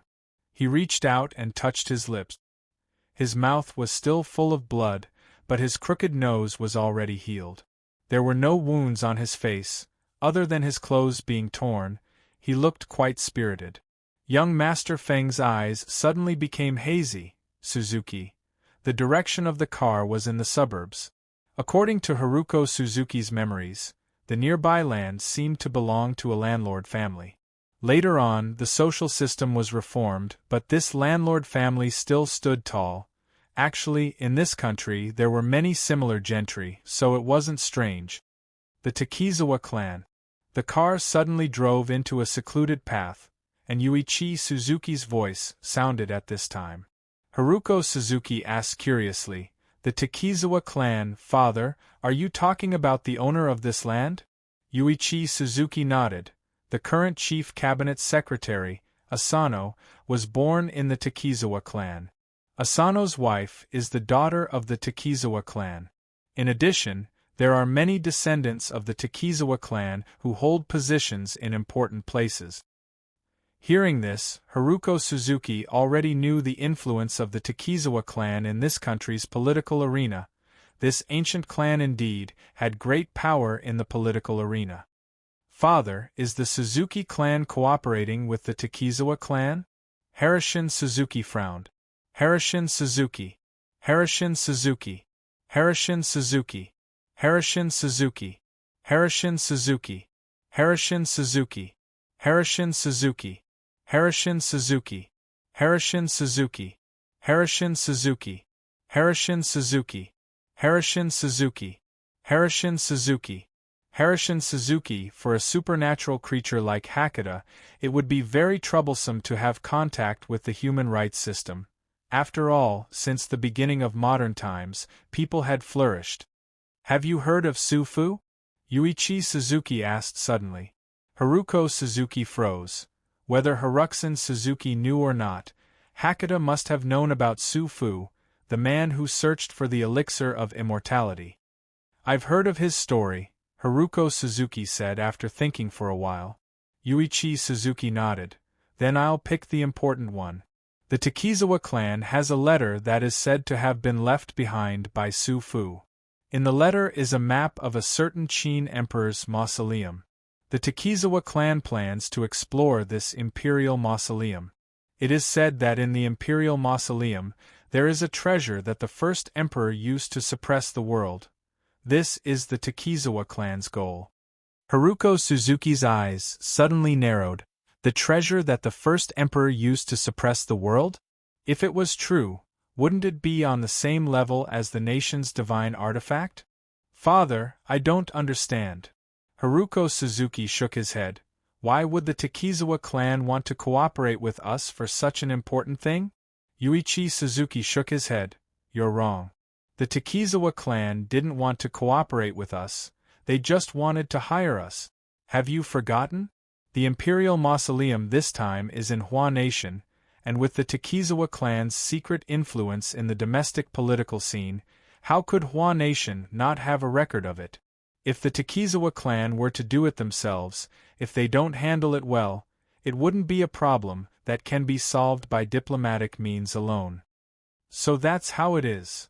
Suzuki-chun Xian nodded. Yuichi Suzuki then said seriously, when we go to the Takizawa clan's main house, remember not to offend them. Compared to such an ancient and huge clan, the Suzuki clan is still too young. This time, the Takizawa clan asked me to bring the heir along. Fortunately, it's you who came. If it was your brother, I'm afraid it would still cause trouble in the end. Father, give my brother some time. Haruko Suzuki smiled slightly. However, there was a sense of hatred in Haruko Suzuki's heart. Hakata could clearly feel that this was Haruxan Suzuki's lingering obsession. Haruko Suzuki looked out of the car window. In the deep mountains, he could vaguely see an ancient and huge building complex. It should be the main house of the Takizawa clan. As for why the Takizawa clan asked Yuichi Suzuki to bring the heir along, the meaning behind it was worth thinking about. If it was just to discuss the development of the Imperial Mausoleum, there was no need for the heir to come along. Considering that the Takizawa clan hired the Suzuki clan this time, it wasn't hard to figure out. The Takizawa clan's request this time was to use the heir of the Suzuki clan as a hostage, right? Fortunately, it was Haruxan Suzuki who came this time. If it was not Natsuya Suzuki, it would only mess things up. Yuichi Suzuki probably felt lucky that Natsuya Suzuki ran away from home, so he suddenly cancelled the order to search for him. Chapter 963. Please give me 2 more days. If you don't have money, then don't rent a house. Just like that, Suzuki's luggage was thrown out. Suzuki picked up his only luggage dejectedly and carried it on his back. He planned to go to the nearby construction site to see if there were any temporary jobs. Suzuki only had a few $100s left in his pocket. Eating a bowl of noodle soup was very grim. But he never lost confidence in life. This was probably because he was an idiot. Not knowing why, Suzuki always felt that he earned every second he came to this world, so he never felt sad. He remembered that his late mother had said that his coming to this world was a great miracle for his parents. A miraculous life. As long as he was still alive, no matter how many difficulties he faced, he could overcome them, right? Goo! Or let's solve the problem of dinner first? There were no temporary workers in the nearby construction site, which destroyed Suzuki's original plan. But Suzuki thought of the disco bar's manager. He didn't know how the manager handled the situation. Suddenly, he became a little worried. Suzuki decided to secretly go back to the disco bar. At least, he had to thank the manager properly. He quickly came to the disco bar where he used to work, then went to the back door. Suzuki didn't have any communication tools with him. His phone was thrown away when he ran away from home. But just when Suzuki was about to knock on the door, the disco bar's back door suddenly opened. Out of habit, Suzuki chose to hide himself at this time. He was like a monkey, nimbly climbing up the sewer pipe next to him. At this time, an employee of the disco bar, Suzuki recognized the employee's appearance, accompanied a police officer out. Did the manager really call the police? Suzuki was a little nervous as he listened quietly. That's all I know about Suzuki, Wang Yao said. The employee replied nervously. He didn't seem to have a mobile phone. The manager brought it back from outside. The manager said that he found it on the road. He saw him sleeping alone on the street and looked very pitiful. I really didn't expect that he would do such a thing. He killed the manager and 2 female customers. That's too cruel. We will step up the search for this fugitive. The police officer nodded at this time. Now take me to look around.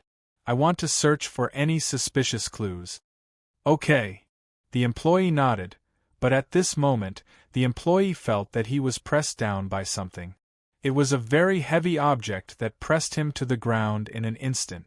He turned his head in horror and suddenly said, "Ling, Suzuki. Suzuki! Help! Help!" At this time, Suzuki was squatting on the employee's back. Then he reached out his hand and grabbed the employee's hair. "Hey, what did you say? Who did I kill? Don't move.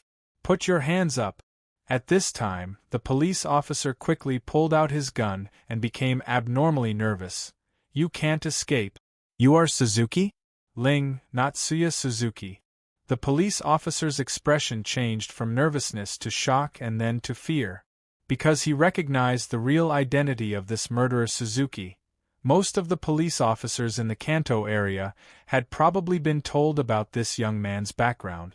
Suzuki Kai's young master, known as the strongest guy on earth. It was rumored that this guy could flip over a car with his bare hands, as if he wasn't a human being. "Hello." Suzuki waved his hand at this time, as if he was greeting the police officer. Then he continued to lift the employee's head. "Hey! Hurry up and tell me, why did I kill the manager and the female customers? You better make it clear to me, or else I will kill you." Perhaps it was because she was used to seducing the Vitality organization. At this moment, Suzuki's entire face was like that of a demon. She was so ferocious that the staff of the disco bar trembled in fear. They hurriedly shouted for help at the police. "Ling, not Tsuya Suzuki. Don't you mess around. This is a legal society, a society." The police officer shook his legs and braced himself. "Don't disturb me." Suzuki raised his head and stared fiercely at the police officer. Then he directly stood up and strode in front of the police officer. This scared the police officer so much that he quickly retreated. Don't mess around. I can shoot." Suzuki was expressionless as he directly walked in front of the police officer. His chest even bumped into the muzzle of the police officer's gun. The police officer was so scared that he started to tremble. He had been in this profession for so many years, but other than in school and the shooting club, he had never really fired a gun. Don't force me. I said don't disturb me." The ferocious gaze and frightening roar suddenly scared the police officer to the point that his face turned pale. His mind went blank and he subconsciously closed his eyes. At the same time, he suddenly raised the hanging gun. Under the pressure and fear, the police officer pulled the trigger. Bang! A gunshot suddenly sounded from the back alley, and then the world seemed to become quiet. The police officer felt that there was a continuous buzzing sound in his ears. He opened his eyes in fear. When he saw that Natsuya Suzuki was still alive and standing in front of him, he subconsciously let out a sigh of relief. However, at the same time, he also saw that there was a bright red bloodstain on Natsuya Suzuki's cheek. The bullet probably grazed his face. The police officer's mind went blank again. At this time, Suzuki stretched out his hand and touched his cheek. Then he directly stretched out his hand and grabbed the police officer's hand that was holding the gun and forcefully twisted it. The police officer screamed and retreated. But because he was too nervous, the police officer suddenly fell to the ground, but his gun had fallen into Natsuya Suzuki's hand. The police officer climbed up from the ground in a panic, turned around and ran out of the back alley of the disco bar without thinking. Only Natsuya Suzuki and the frightened employee of the disco bar were left. "Now, can you tell me why I killed the manager?" Natsuya Suzuki walked in front of the employee, and his gaze moved down. Number 28, This is the place, right? Suzuki raised his head and looked at the building in front of him. The address in his hand was written by the employee of the disco bar, so it should be correct. I don't know anything, but someone told me that if you want to know, you have to go to this address. So, after casually beating up this former coworker, Suzuki directly found the address. Because he missed the bus stop midway, Suzuki didn't arrive at the address until 9 p.m. Room 709, this is the place. Xiongyi? Suzuki looked at the surname in front of the room number with some surprise. This was the manager's surname. He seemed to have heard the manager say that he lived nearby. Could this be the manager's home? Is anyone home? Suzuki pressed the doorbell, but after waiting for a while, there was no answer. He frowned and reached out to push the door, but found that the door wasn't locked. Excuse me, is anyone home? I'm Suzuki. Excuse me, is anyone home? I'm coming in. Sorry to disturb you. The lights in the room weren't turned on, but Suzuki smelled something very bad. This smell was not unfamiliar to Suzuki. It was the smell of blood. He directly turned on the lights in the room at the entrance. The moment the light filled the room, Suzuki's pupils immediately contracted. In the corridor, on the walls, and even on the ceiling, there were dark red splashes of blood that had already dried. The blood on the floor was probably left behind when someone had crawled.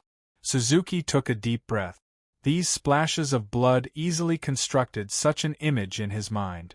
How desperate the victim was, crawling in terror towards the house in front of the perpetrator. Suzuki closed his eyes, slowly exhaled, and walked into the room. The living room was a typical small apartment, compact but not cramped, probably because the owner of the house had put a lot of effort into decorating it.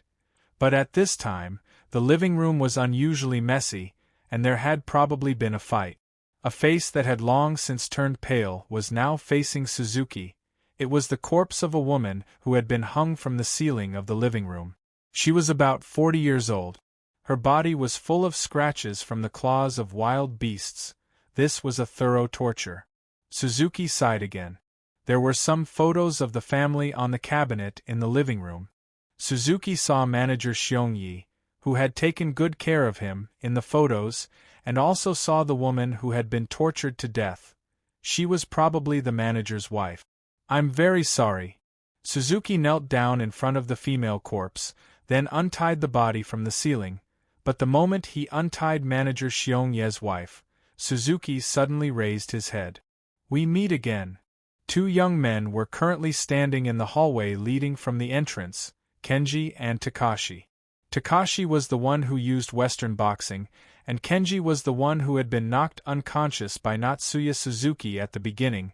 Now that the two of them were here at the same time, the cause of the tragedy in the house was very clear. Are you surprised? Are you surprised? Kenji leaned against the wall and looked at Natsuya Suzuki with a playful smile. As for Takashi, he was clenching his fists so tightly that his knuckles cracked. I'm really indebted to you for taking care of me last time, but I was just careless last time. I won't let you have an easy time today. Who are you? Natsuya Suzuki only frowned. After putting down the body of the manager's wife, he stood up. The two of them had obviously come with the purpose of seeking revenge. They had wanted to properly take revenge, but they hadn't expected Natsuya Suzuki to directly say, "Who are you?" Which was like letting them punch the air. You forgot? Kenji's face was full of disbelief. Natsuya Suzuki said impatiently, I beat people up every day. If I could remember every person I beat up, I would have graduated from high school a long time ago. You! Kenji snorted coldly. It looks like I'll have to help you remember. I'll let you know that we're definitely not to be trifled with, stupid human. With that, Kenji waved his fist and suddenly attacked Natsuya Suzuki. Bang! In a split second, Spiritual Pulse Sheiya's palm pressed directly on Kenji's head at an even more terrifying speed, and directly pushed him to the wall. Kenji's head was directly smashed against the wall by Natsuya Suzuki, and this was the origin of the loud noise. Takashi stared at him with wide eyes. Although he had already mentally prepared himself, this guy was like a wild beast, and definitely couldn't be measured by ordinary people, but how did he attack just now? Do I know you? While firmly pressing on Kenji's head, Natsuya Suzuki looked directly at Takashi. At this moment, Kenji's eyes had already rolled up, and he had already lost consciousness. Bakayaro! Have you forgotten what happened in the disco room? Takashi cursed angrily at this moment, and directly threw a punch. Natsuya Suzuki was motionless at this moment, but the moment Takashi's fist was about to touch him, Suzuki's whole body seemed to have been electrocuted, and he directly punched Takashi's face. With this punch, Takashi's nose was directly broken, and he was beaten to the ground. He saw stars and was in extreme pain, and couldn't tell north from south at all. What's going on with this guy? How can a human have such powerful physical strength? He's just like a monster. Natsuya Suzuki snorted coldly at this time, and directly lifted Takashi up. Then, he clenched his fist and directly punched Takashi's abdomen. With this punch, Takashi felt that his internal organs were all shattered, and he directly spat out a mouthful of blood. However, Natsuya Suzuki had already raised his fist again. If this goes down, I may die. Takashi's instinct at this moment told him this. He was actually afraid of a human's fist. However, fear really defeated his reason, and he couldn't continue to remain silent. That child, don't you care about it? The fist suddenly stopped, less than a centimeter away from Takashi's eyes. Humph, are you afraid? Takashi sneered at this time. Although the opponent's 2 punches almost took his life, Takashi's heart felt like it had eaten 3 bowls of shaved ice when he saw the opponent's extremely fearful expression at this time. What a cute child. This is the child of this family. Takashi said triumphantly at this time, we knew you would definitely come to the manager of the disco bar. Young Master Feng said that if you want to save this child, you have to be prepared to suffer a fate worse than death. Ha ha ha. Who cares? Go to hell. Bang! The fist that stopped started again.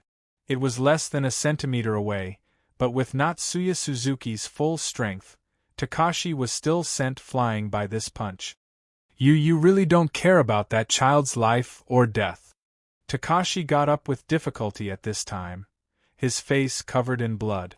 Natsuya Suzuki quickly walked in front of Takashi and punched him again and again. Take me to Manager Xiongye's child, you bastard. You're still hitting.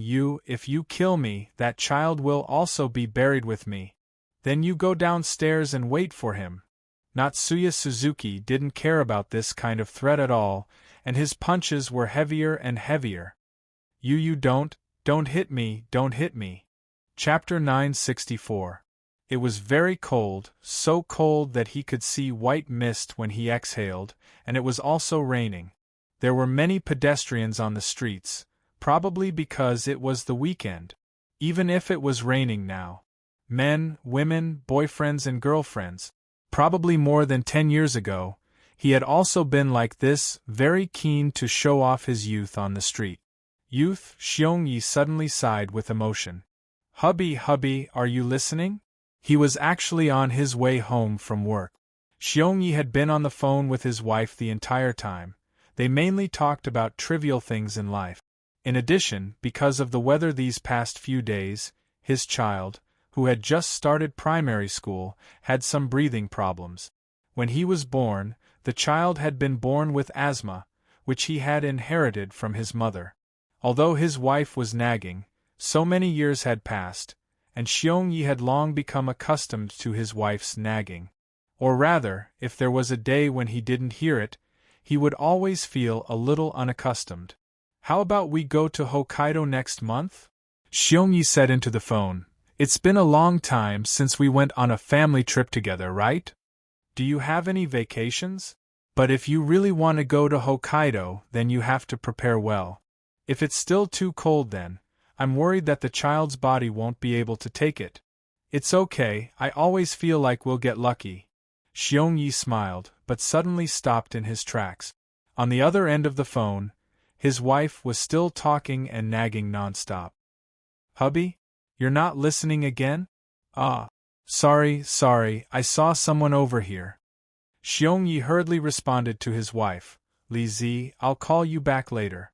There's something here. Xiongyi quickly turned off the phone and looked somewhere on the side of the road. It was in front of the door of a snack shop. The owner of the snack shop might have gone out because the shop's door was closed. At this time, a man was squatting in front of the door. The man was squatting on the ground, hugging his knees and burying his head between his knees.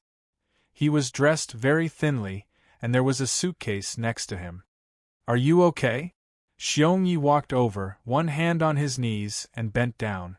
At the same time, he held the umbrella in his hand and leaned forward. He raised his head and opened his eyes slightly, like a person who had been awakened from his sleep. Are you okay? Xiongyi asked again. It took a while for the other party to regain his senses. He blinked his eyes and asked, Uncle, do I know you? This isn't a question of whether I know him or not, right? Xiongyi shook his head. You're here alone in this kind of weather, and you're wearing so little. You'll more or less be a little curious. It's raining, when did it? The man looked at the rain in surprise. Xiongyi opened his mouth. This guy couldn't have frozen his brain, right? But at this moment, something rushed out of the man's arms. It was a cat. The cat came out of the man's clothes and jumped to the ground. Then it quickly rushed to the other side of the road and disappeared. Your cat ran away. Is it okay? Xiongyi couldn't help but feel strange when he saw that the man had no intention of chasing after it. It's not mine. The man shook his head. I picked her up this morning. She looks like she's about to die. I'll see if I can save her. She's quite spirited. This is really good. You haven't been squatting here since this morning, have you? Xiongyi asked in surprise. Yeah, is there a problem? The man looked puzzled. Are you an idiot? It's just a cat. Maybe it's even a stray. Xiongyi couldn't help but frown. Unexpectedly, the man suddenly stood up and put on a fierce look, scaring Xiongyi into backing away. What do you want to do? You're the idiot. I've already graduated from junior high school. The man roared loudly. Ha! Xiongyi was a little caught off guard. Unexpectedly, the man's roar was so loud that everyone on the street could hear him. In an instant, low, amused laughter came from everywhere. The man probably still had some sense of shame. Seeing this, he glared fiercely at the crowd.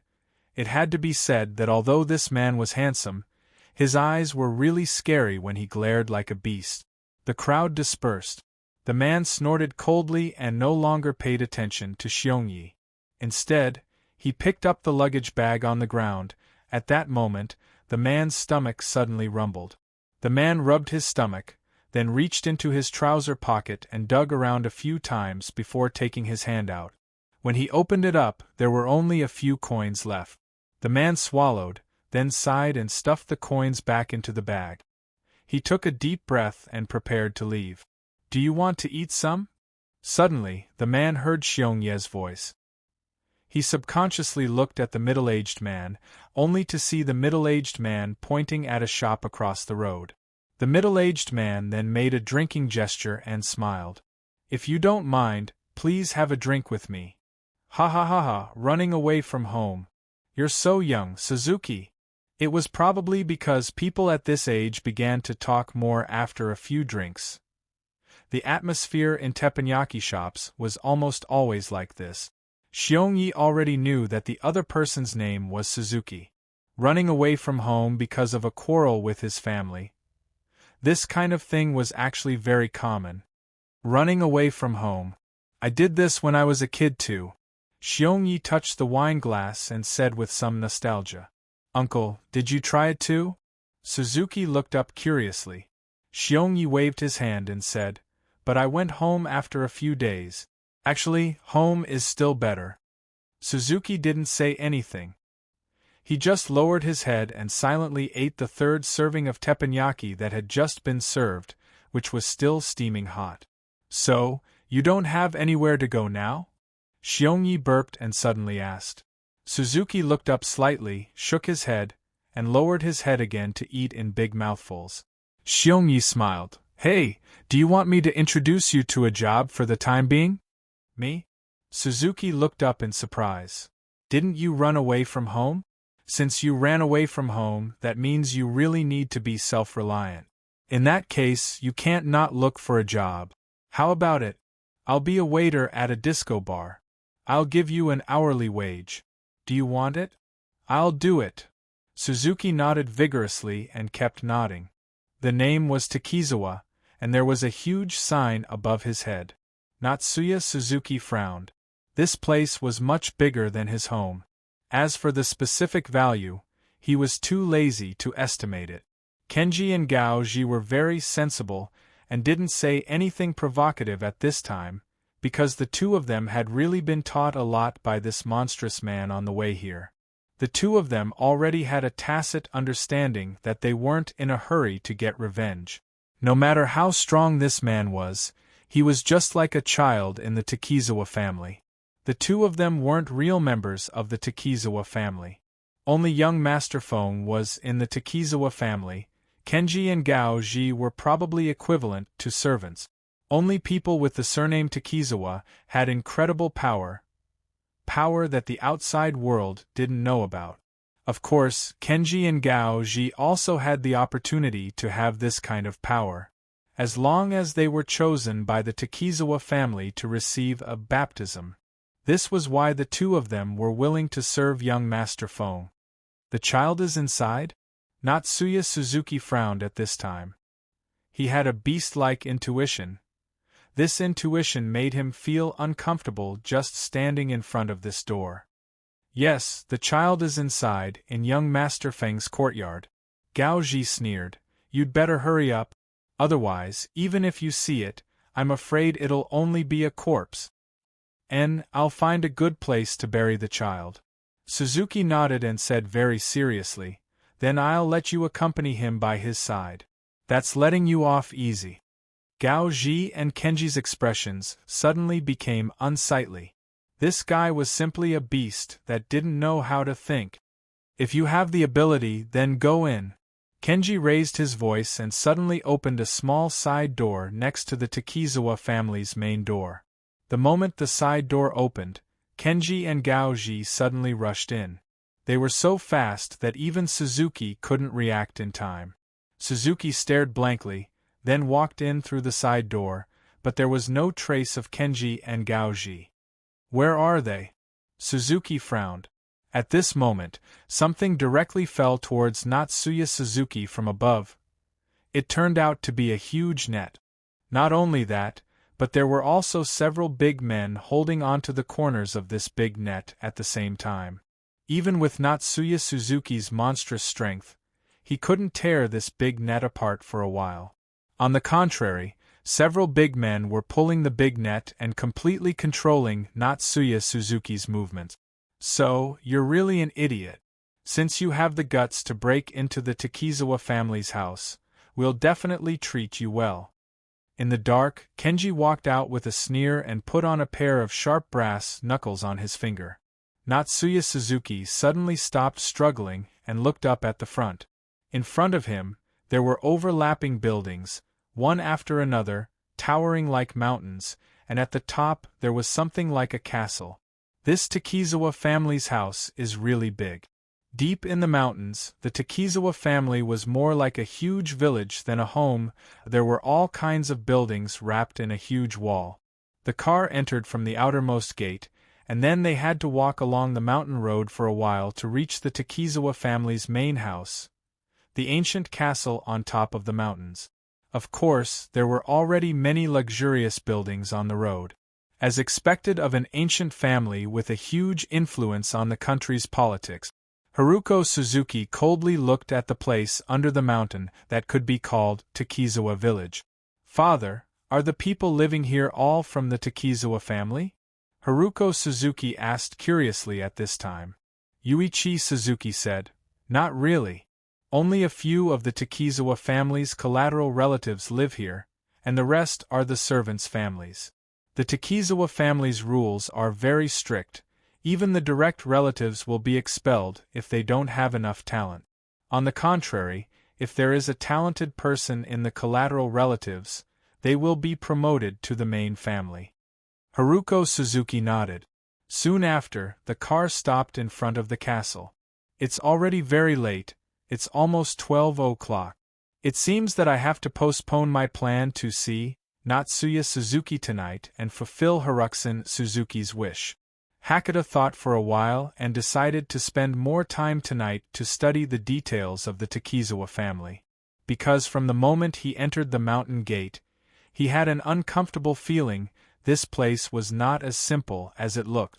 Although it's very obscure, there seems to be some kind of cold power in it. Perhaps it's still far from when you and I were at our peak, but now it's better to be careful. In the dark, Lianjun's voice suddenly sounded. Haruko Suzuki secretly glanced at his shadow, and then nodded. At this time, the gate opened, and an old man slowly walked out, followed by two young girls in kimonos. Yuichi Suzuki whispered in his son's ear. This is Takizawa Hideo, the butler of the Takizawa family. He can be considered a big shot in the Takizawa family. Haruko Suzuki nodded, and at the same time, began to spy on Suzuki Hideo. Of course, as an ancestor who played with souls, his spying methods were naturally very obscure. Welcome, Master Suzuki. The head butler, Suzuki Hideo, smiled at this time, and very humbly bowed. Yuichi Suzuki also returned a bow, and then said politely, It's a pleasure to meet you again, Butler Takizawa. You're too kind. Takizawa Hideo smiled faintly. Although his hair was white, his body seemed to be quite strong and healthy. But at this time, a clang sound suddenly came from the foot of the mountain. Yuichi Suzuki and Haruko Suzuki looked at it curiously. This sound seemed to be like the sound of a night watch. It's probably some unknown little thief who broke in. It's okay, the guards will take care of it. Don't worry, the two of you.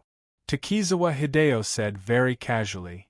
Someone actually dares to break in here? Haruko Suzuki asked curiously. Takizawa Hideo was not displeased by such a question. It was as if this kind of question was allowed. Therefore, the head butler of the Takizawa family smiled warmly and said, There are all kinds of curious people, and among them, there are also some who came with bad intentions. The two clangs just now mean that it's a normal incident, and it will be resolved soon. So that's how it is. Suzuki-chun Xian nodded. Unexpectedly, just as this conversation finished, 3 more clang sounds suddenly came from the foot of the mountain. Chapter 965. But Takizawa Hideo's expression quickly returned to normal, and he quickly invited Yuichi Suzuki and Haruko Suzuki into the main castle of the Takizawa family. Along the way, Suzuki's father and son realized how big the Takizawa family was. In this modern society, the fact that Takizawa's family still kept the rules of the ancient society made people feel some of the horror of this family. Suzuki's father and son were arranged to wait in a quiet room. As for the housekeeper, Takizawa Hideo, he left, saying that he was going to call the main family to discuss this cooperation. The last time we met, I only saw Takizawa Hideo, but this time, the main family is here. It seems that the Takizawa family is very serious about this exploration of the imperial tombs, Yuichi Suzuki said in a low voice. Haruko Suzuki's expression naturally became serious. The father and son began to discuss some countermeasures when facing the Takizawa family. Haruko Suzuki's shadow, which was elongated by the light, suddenly shook, and a small black shadow quickly left the shadow and disappeared. But at this time, the sound of the night watch came from outside again. If he remembered correctly, this time it was a total of 4 times. Miss Laura, the head and heir of the Suzuki family, are here. After Takizawa Hideo settled the father and son of the Suzuki family, he quickly walked into a room deep in the castle. The room was luxuriously decorated, and the floor was covered with snow-white blankets. At the same time, more than 10 handsome young men were crawling on the floor. Without exception, they were all wearing shorts, blindfolds, and mouthpieces. They seemed to have lost their humanity, and were subdued to the bottom of the earth like animals. The seductive woman at the front was holding a long whip, lying on the bed, and drinking a cup of dark red liquid. "I've heard that the young master of the Suzuki family is very strong. He's even bragged that he's the strongest man in the world, right?" The seductive woman named Takizawa Laura giggled. "The one who came this time is not Natsuya Suzuki, but Haruxan Suzuki." Takizawa Hideo lowered his head and said, "I heard that Natsuya Suzuki ran away from home not long ago, and he hasn't been found yet." "Is that so? That's a pity." Laura shook her head, and the whip in her hand mercilessly lashed at a young man beside her. She then said, "What about this Haruxan Suzuki?" "He's a very gentle person, like a gentleman," Takizawa Hideo whispered. "I've raised enough of this type." Lola yawned, then stretched and stood up. "Let's go meet this Suzuki Yuichi. My brother recently went to South America, otherwise, I wouldn't have to do such a troublesome thing." "Miss Laura, do you want to have lunch before you go?" the butler asked respectfully. Laura's gaze shifted, and she suddenly smiled and said, "Lunch? Let's see what this Haruxan Suzuki is like." However, at this moment, there was a sudden clanging sound. Laura said unhappily, "Butler, this is the third time, right? Are the guards so useless? Or are the invaders difficult to deal with this time? Are there any exorcists in this country who dare to come?" Takizawa Hideo frowned at the same time. "I've already investigated after the second alarm. This incident seems to be caused by a collateral relative called Takizawa Kid. But this is the third alarm. The fourth watch, that's the level of an exorcist. A collateral relative? Has he been baptized?" Takizawa Hideo said, "Yes, he has been baptized, but he's not qualified to receive limbo." Laura snorted coldly, "Let the guards of the main family deal with it. After this matter is settled, get rid of this Takizawa Kid as well. The Takizawa family doesn't need incompetent and troublesome people." Yes. The Black Shadow walked through the ancient castle of the Takizawa family. Because it didn't have a physical body, it could easily pass through walls one after another. Naturally, some secret places couldn't escape its prying eyes. It was Lien Jun who had signed a contract with Hakata. At this moment, the Black Shadow stopped in a special room in the ancient castle. The reason why this room was special was because there were young women hanging here. They were neatly arranged, their clothes had been taken off, and all of them had lost their consciousness, but they were still alive. However, some of these women were already emaciated, as if they had been drained of their life force. Many tubes were inserted into each woman's body, and a special container was placed under their feet. It seemed to be collecting the blood of these women. Lien Jun could see that each container was marked with a special number. Even though Lien Jun didn't mind killing, he couldn't help but frown when he saw this situation. What's going on with the Takizawa family? It's so evil. At this moment, a voice suddenly came from outside the room. Lien Jun's whole body suddenly went through the wall, and he saw two men in black kimonos guarding the door of this special room in the corridor.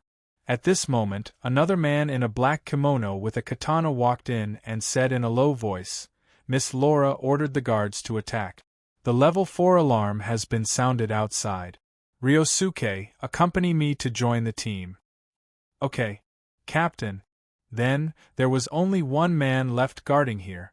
Lien Jun pondered for a moment, and decided to follow the captain to find out what was going on. Bang! A young man's body violently broke the door of a big house. At this time, on the main street of the Takizawa family's village, more than a dozen men in special clothes were nervously looking at a young man, the intruder this time. For the time being, they did not know where the intruder came from. They only knew that he had fought his way in from the third entrance. Out of the 60 guards, only a dozen of them were left. The rest were lying on the ground on the way in. The young man's face was gloomy, and there were many wounds on his body. They were the finished products of the guards along the way, and they risked their lives to leave these wounds on the young man's body. But these wounds couldn't stop the Azura-like man. At this time, the young man's hand was holding the neck of a servant named Takashi, and he dragged him all the way. As for the servant named Kenji, who was just thrown out by the young man. "This is young Master Feng's house?" The guards watched in astonishment as the young man walked into the mansion without the slightest scruple. "Bastard! Get out here!" But before the guards could react, the roar of the intruder came from the big house. They didn't care whether they offended the intruder or not, so they could only brace themselves and rush into the big house. It seemed that young Master Feng, who lived there, was also famous for his love of torturing and killing women outside. Could it be that this was the reason for the trouble this time? No matter whether it was or not, the intruder must be killed. This was the iron law of the Takizawa family. When the guards finally found the young man's back, they also saw the owner of the big house, young Master Takizawa Kid. "I can't believe we let this guy barge into my house. Is the current security force so useless?" Takizawa Kid was leaning against a pillar in the corridor, holding a sharp katana in his hand, but the blade of the katana was still dripping with blood. After being reprimanded by the young master of the side branch, the faces of the guards immediately turned ugly. But the young man didn't care. He directly threw Gaoji in his hand towards Takizawa Kid. "Hey, green hair, quickly hand over the manager's son." Kid Takizawa snorted coldly and waved his katana, cutting Gaoji into two halves. Gaoji didn't even have the chance to make a sound before he died. "Useless thing." Takizawa Kid walked down the stairs and looked at the young man in front of him. "I heard that your name is Suzuki? You really are a monster. But this is as far as I can go. I told you to hand over the kid, bastard. Didn't you hear me?" The young man, Suzuki, widened his eyes and reached out to grab Takizawa Kid. But when he rushed in front of Takizawa Kid disappeared. Natsuya Suzuki felt like he was being stared at by a poisonous snake. He instinctively took a step forward, but at the same time, he felt a sharp pain on his back. There was a bright red cut on his back, blood was gushing out like a fountain. This was the wound caused by Takizawa Kid's katana. "You really have a monstrous reflex." Takizawa Kid had a mocking smile on his face, then he waved his katana, causing the blood stains on it to fall off. Takizawa Kid's eyes flashed red from time to time, and some blood-red steam was faintly emitted from his body, giving people a very strange feeling. Young Master Kid must have taken a secret medicine to temporarily increase his strength. A guard suddenly said in a low voice. Takizawa Kid suddenly looked at him with a cold gaze and snorted coldly, scaring the guard so much that he quickly shrank his head. "Nobody can tell anyone about what happened today," Takizawa Kid shouted coldly. All the guards were submissive and didn't dare to utter a word. Even if he was just a young master of a branch family, he was still an upper-class person at the foot of the mountain. Natsuya Suzuki gritted his teeth and stood up from the ground. You're really a monster. You only realized it now?" Takizawa Kid smiled gloomily. "It seems that your brain is not working well. Oh, let me show you something good?" Takizawa Kid suddenly waved his hand, and the door of the room in the corridor suddenly opened. In the room, a small figure was hanging on the ceiling. It was a child. The child lowered his head, but his body was badly mutilated. There were cuts all over his body. It was exactly the same miserable situation as the manager's wife. "It's beautiful, right? It's so beautiful," when he screams. Takizawa Kid was like a drunkard with a weird smile on his face. "It's all your fault, Suzuki. It's all your fault. Who told you to beat me? You also ruined my good thing. So, it's all because of you. Ha ha ha. Pa." It was a stone that Natsuya Suzuki grabbed when he fell on the ground, but now it was crushed in his palm. But Natsuya Suzuki didn't choose to attack Takizawa Kid. Instead, he turned around and rushed into the room. He directly jumped up, broke the rope that tied the child, and put the child down. The moment he held the child in his arms, Natsuya Suzuki's face suddenly relaxed, because he could feel that the child was still alive. It was good that he was still alive. As long as he was alive, it was a great miracle, a miracle that was worth cherishing. But when Natsuya Suzuki saw the child's face, his pupils instantly widened. The child's mouth was full of blood, his teeth were knocked out, and his eyes were dug out. You want to save the child? Takizawa Kid sneered. Sure, but even if I save him, it will only be more painful. Ha ha ha. I'll kill you. Natsuya Suzuki suddenly stood up, expressionless like a pool of stagnant water, and walked toward Takizawa Kid step by step. Takizawa Kid wasn't afraid, but held the hilt with both hands, probably the starting stance of a certain kendo school. It seems that you still don't understand the gap between you and me. Today I'm different from that day, don't you understand? You talk too much. Natsuya Suzuki punched at Takizawa Kid, but Takizawa Kid easily dodged it. Too slow. Takizawa Kid had already flashed behind Natsuya Suzuki, and then mercilessly chopped down with his katana. Unexpectedly, at this moment, Natsuya Suzuki also turned around, and at the same time, grabbed the katana's blade. The blade easily cut open Natsuya Suzuki's palm, but at the same time, it was tightly held by Natsuya Suzuki's palm. Takizawa Kid couldn't pull it out for a moment. You bastard! Before Takizawa Kid could finish his sentence, there was already a fist in front of him. Natsuya Suzuki's way of solving problems was always with his fist. The power of this fist seemed to contain the power of God, and the fist faintly emitted traces of black fog. Bang! What surprised and frightened Takizawa Kid was that this fist caused him pain. It was very painful, so painful that he felt like he was going to die. Natsuya Suzuki's fist smashed Takizawa Kid to the ground. The moment Takizawa Kid landed, it was like the head of a pile driver hitting the ground, and the entire courtyard shook. Young Master Fong!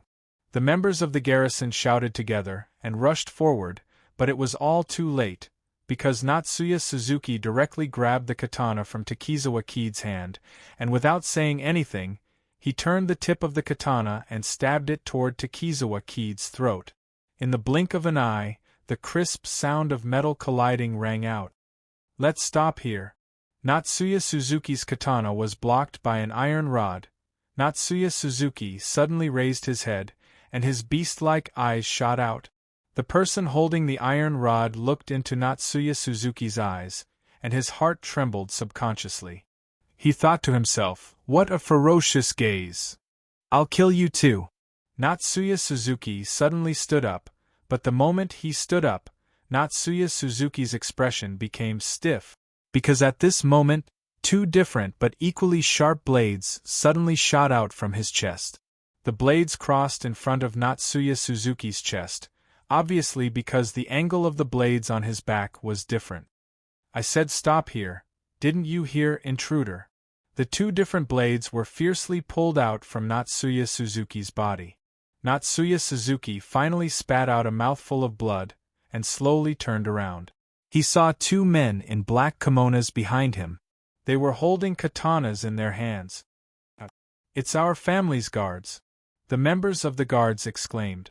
But Natsuya Suzuki acted as if he didn't hear them, and suddenly raised his fist like a mad lion, but he ignored the man holding the iron rod behind him.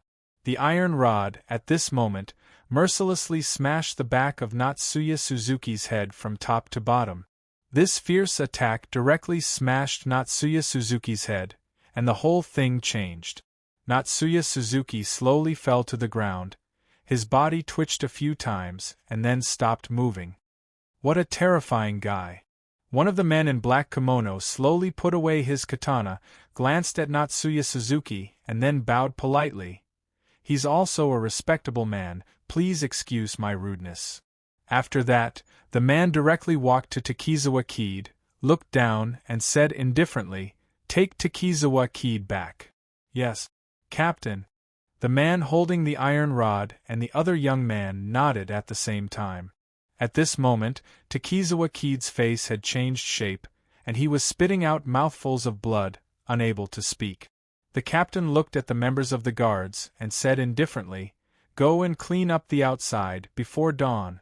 The captain frowned, because the guards in front of him all showed a strange look, and looked at the back of the captain. The captain abruptly turned around. Natsuya Suzuki, who was lying on the ground, suddenly trembled, and then slowly got up. His body was constantly emitting a large amount of black smoke. What a terrible holiday! Chapter 966. Takizawa Laura was a woman with a strong aura. Judging from her age, she was about 26 or 27 years old. She wore a long red dress with a black mole at the corner of her mouth. Her eyes were sharp. The person sent by the Takizawa family to discuss this matter was not as easy to deal with as expected. Even so, Yuichi Suzuki was neither servile nor overbearing.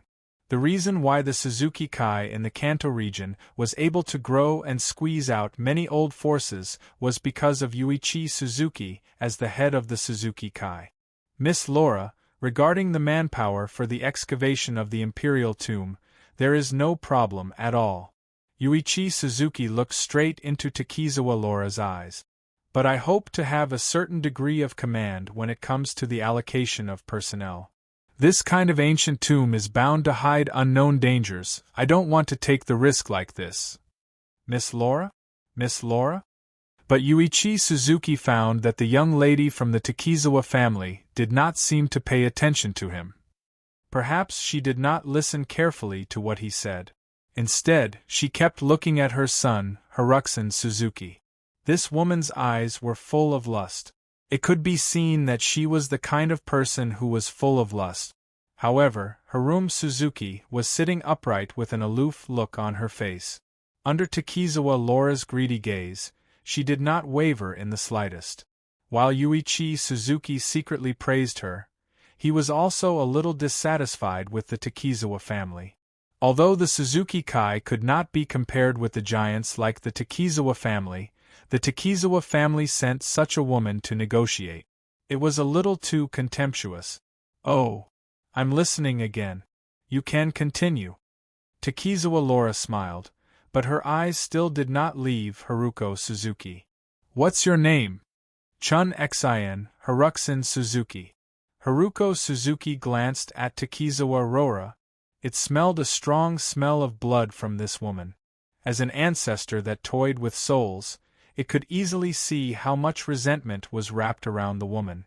If an ordinary person was wrapped in so much resentment, they would have long fallen ill, but the woman was completely fine. Clearly, she was not an ordinary person. Chuanshin, what a good name. Takizawa Laura narrowed her eyes slightly. She suddenly reached out and lifted Chuanshin Suzuki's chin with her finger. "Do you know that you're going to stay here for the rest of your life?" Haruko Suzuki frowned slightly. It wasn't because of Takizawa Laura's desire, nor was it because of the fact that she was going to stay. It was because of Lianzhen.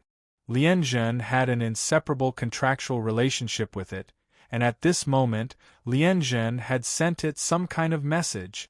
It was something extremely dangerous, something that even Lianzhen, who had once dominated the slaughter, was terrified of. Clang, clang, clang, clang, clang. She had lost count of how many times she had heard this sound. At this moment, a series of dense noises suddenly came from outside the castle. At this moment, Takizawa Laura suddenly stood up, walked to the door, and pushed it open. At this moment, what Takizawa Laura saw was a soaring fire. Below the castle, the entire Takizawa family village was now in a raging fire. What the hell happened? Not far away, the chief butler Takizawa Hideo quickly walked over and said with a solemn expression, "Miss Laura, a calamity-level incident has occurred." A calamity-level incident was second only to the highest level of alarm set by the Takizawa family, which was the extermination alert. In the history of the Takizawa family, it had only happened twice. Every time, the Takizawa family would suffer great losses, and they would have to spend decades to recover from it. Takizawa Rora's expression changed dramatically. Damn it, what did this kid from the collateral branch do to me? Is it you bunch of trash that woke me up?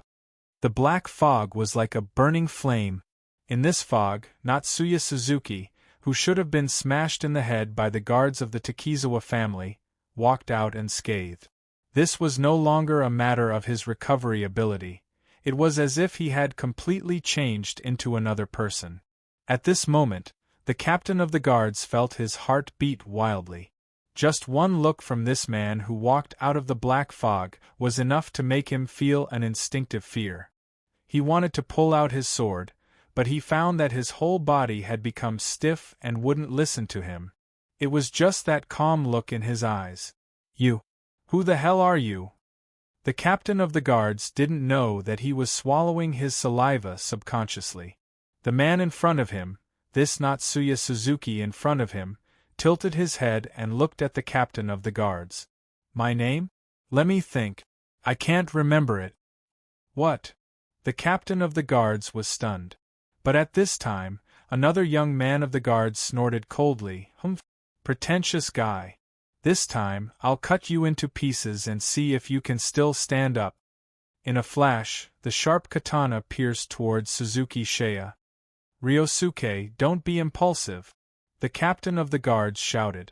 But it was too late, because the young man named Ryosuke had already stabbed Natsuya Suzuki with the katana in his hand. But the sharp katana couldn't pierce Natsuya Suzuki. It couldn't even pierce Natsuya Suzuki's skin.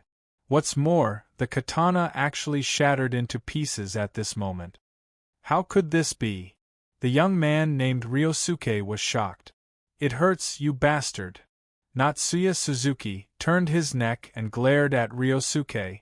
At the same time, a fist flew towards Ryosuke's head. It was too fast. It was so fast that Ryosuke couldn't react. He didn't know anything. He couldn't even feel the pain, because his thoughts stopped at this moment or disappeared. Ryosuke! The captain of the guards shouted in grief and indignation. Ryosuke's head was smashed by Natsuya Suzuki. This fist not only smashed Ryosuke's head, but also destroyed a corner of the mansion behind him. It was just the airflow from the fist. Ah! I remember Sakata Kinshur, Natsuya Suzuki said slowly. I should be called Sakata Kinshur.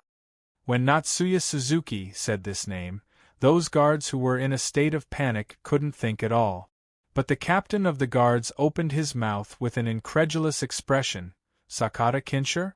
One of the 4 heavenly kings of Ligua, the legendary thunder god Red Dragon's child. Kintaro? Kintaro? Someone did call me that in the past. Natsuya Suzuki patted his head and yawned. Sorry, I just woke up and haven't thought things through. But it doesn't matter.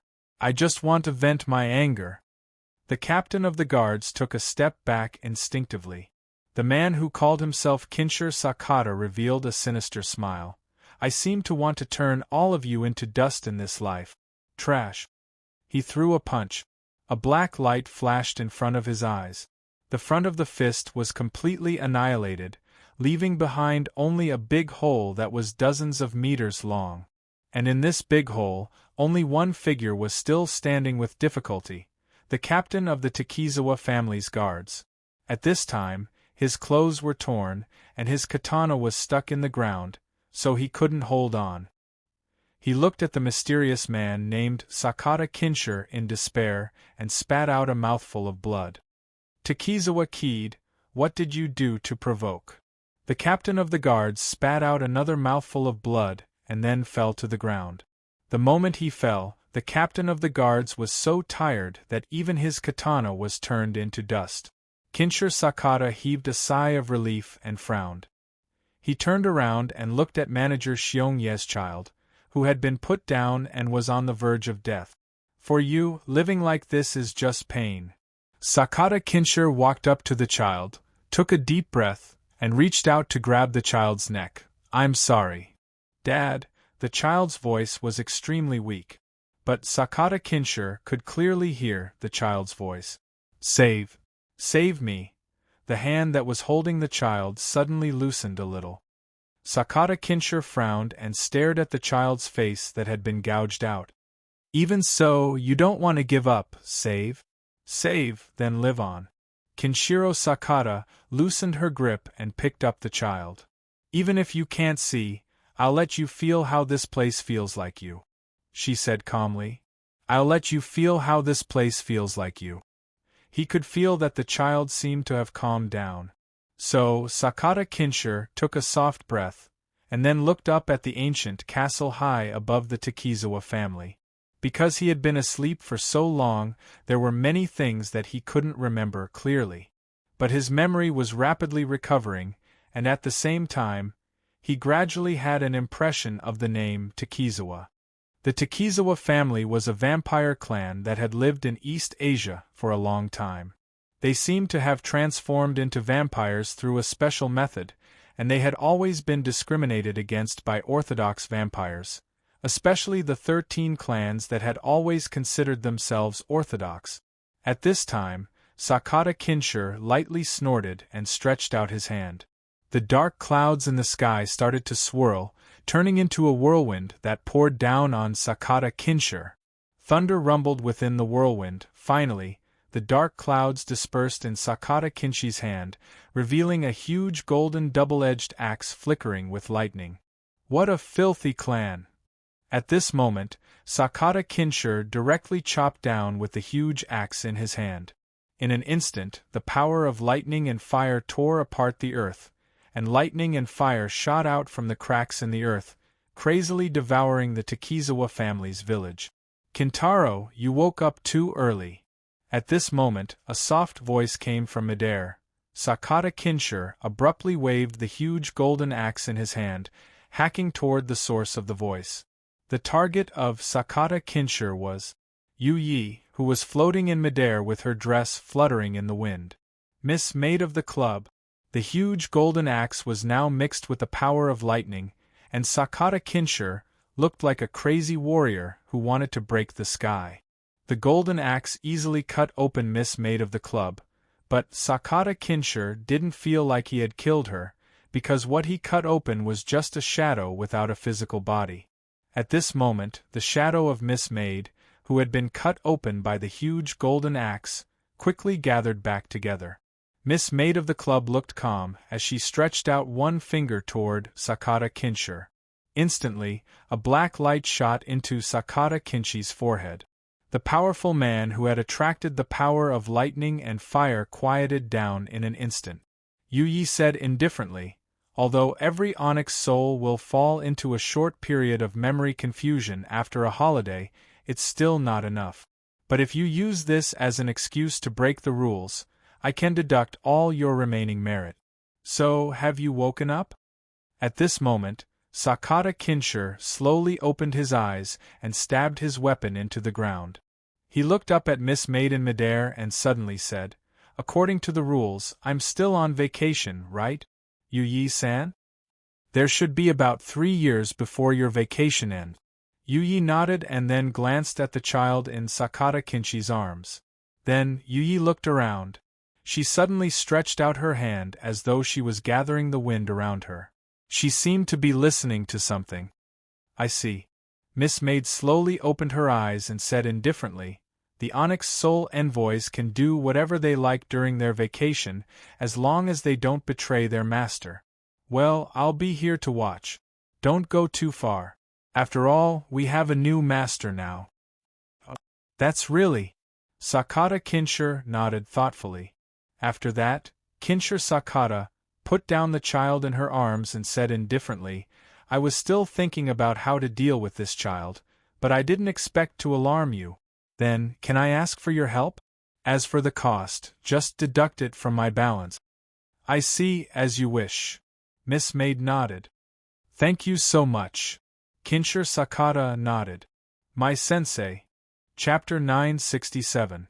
It was like a cannonball or a higher level than a cannonball. Every time Sakata Kinshur jumped and landed, it would be accompanied by a huge shock, thunder and fire, and the sound of buildings collapsing.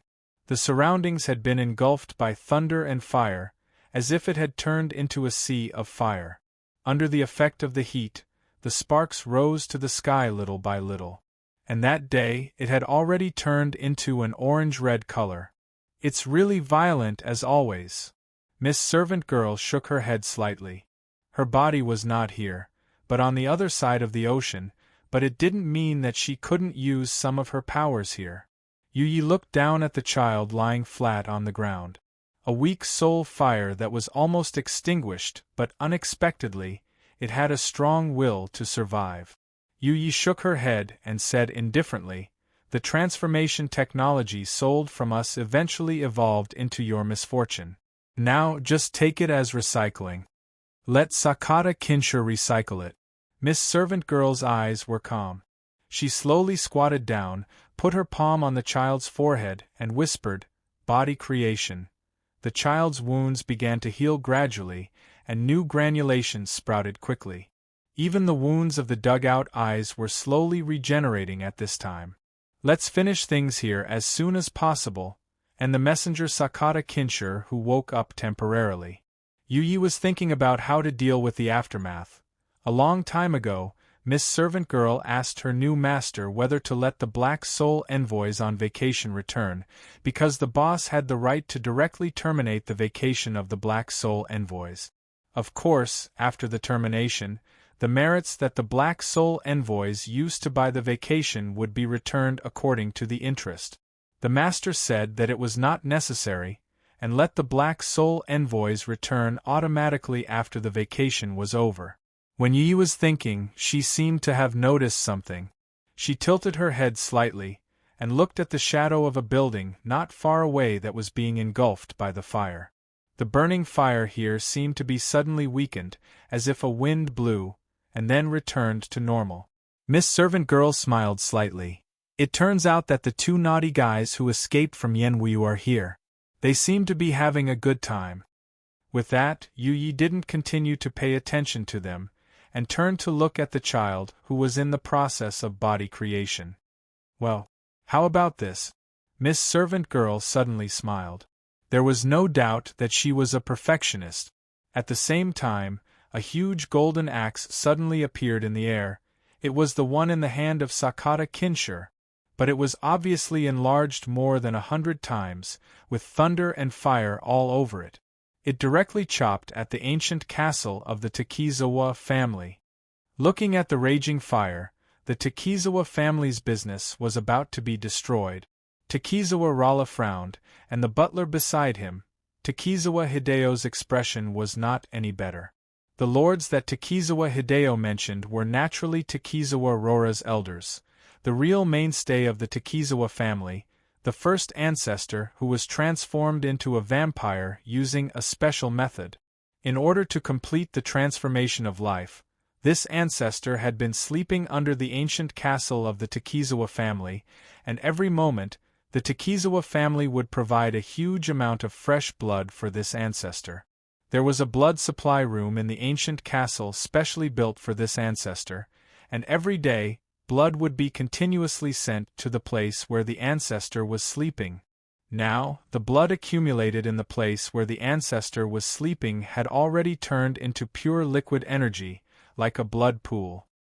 Hearing Takizawa Hideyo's words, Takizawa Rora bit her thumbnail hard, as if she was hesitating about something, but at this time, a huge thunder and fire axe suddenly appeared in the sky.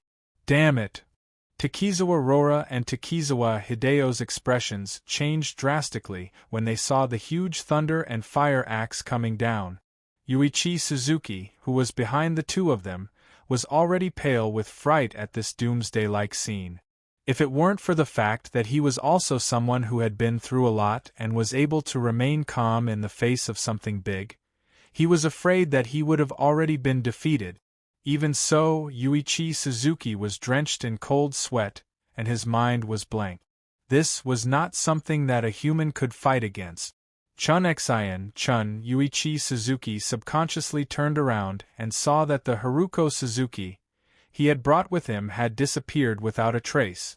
In the blink of an eye, the 100-meter-long thunder and fire axe had already broken through the top floor of the ancient castle and directly split the side of the ancient castle into two halves. Rumble! The ancient castle was split into two halves, and one side collapsed directly. This luxurious building that stood tall here welcomed its final moment. At the moment when the castle collapsed, a huge red light beam suddenly shot out from the depths of the ancient castle. At this moment, a dozen or so figures flew out from the depths of the castle along the blood-red light pillar.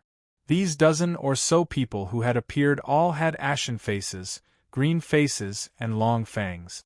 Their appearances were ugly, and their bodies emitted a bloody aura. Its father and the others. In the rubble, Takizawa Rora pressed one hand on her shoulder and stood up with difficulty.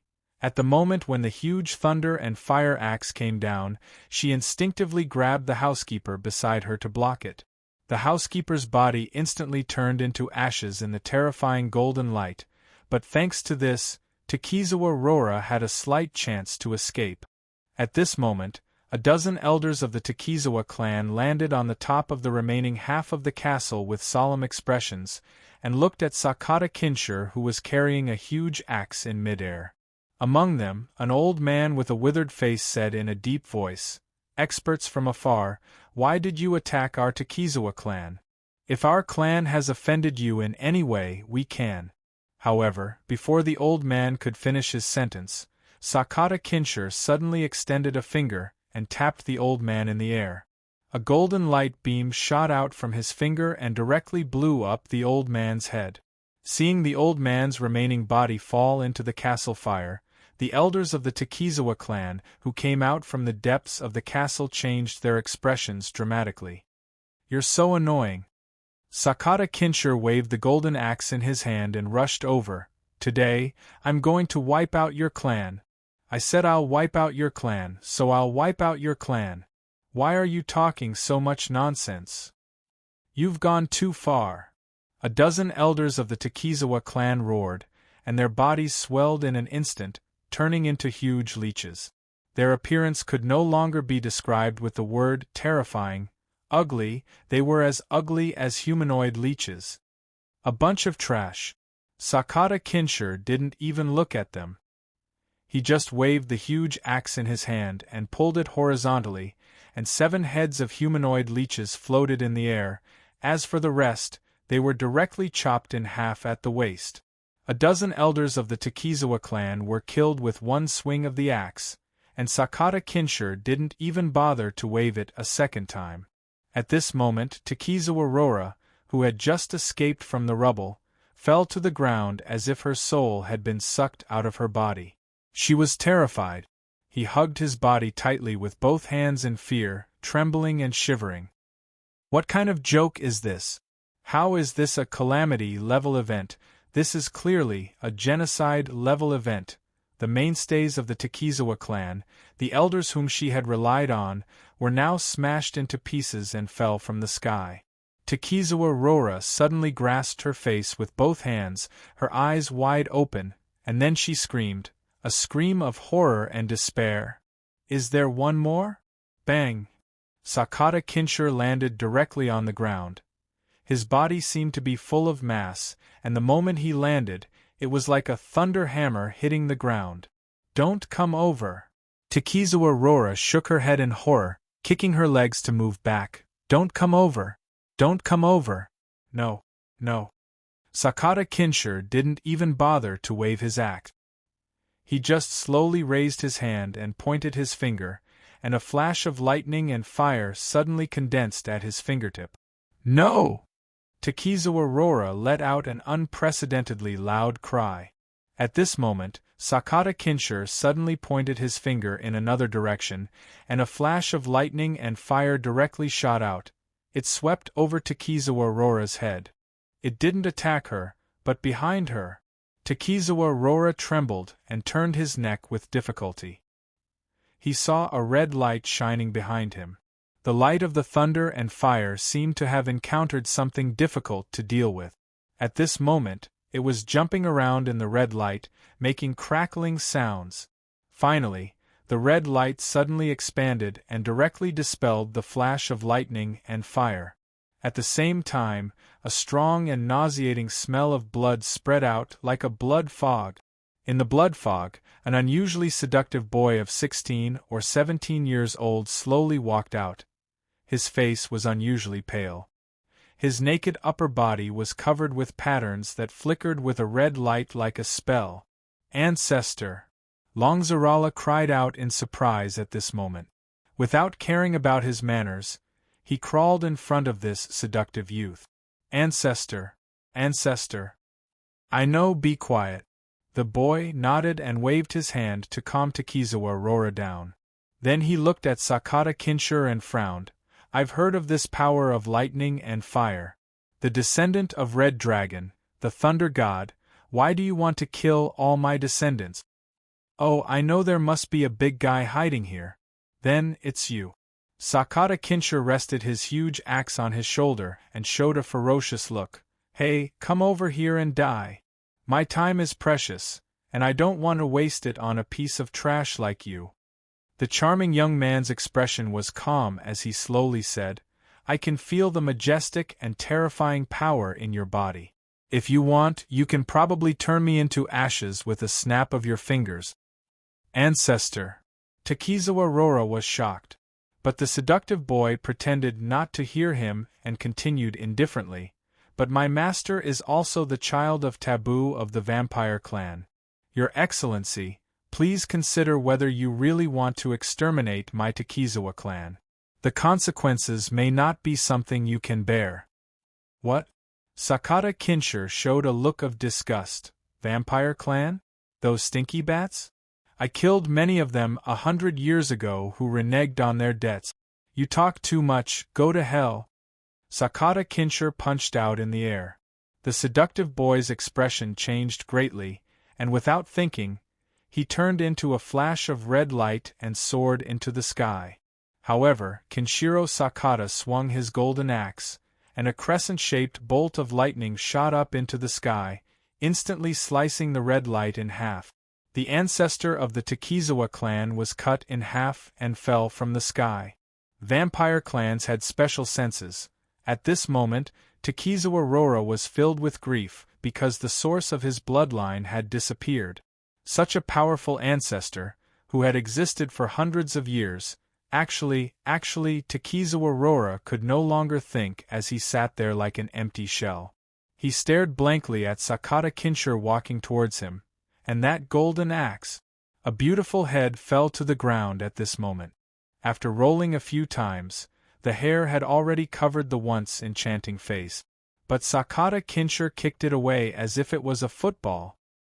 He looked around, and with the special sensing ability of the Black Soul Envoy, he could confirm that all the living beings with the same aura as the Takizawa clan had been exterminated. Exterminating the clan was not just a joke.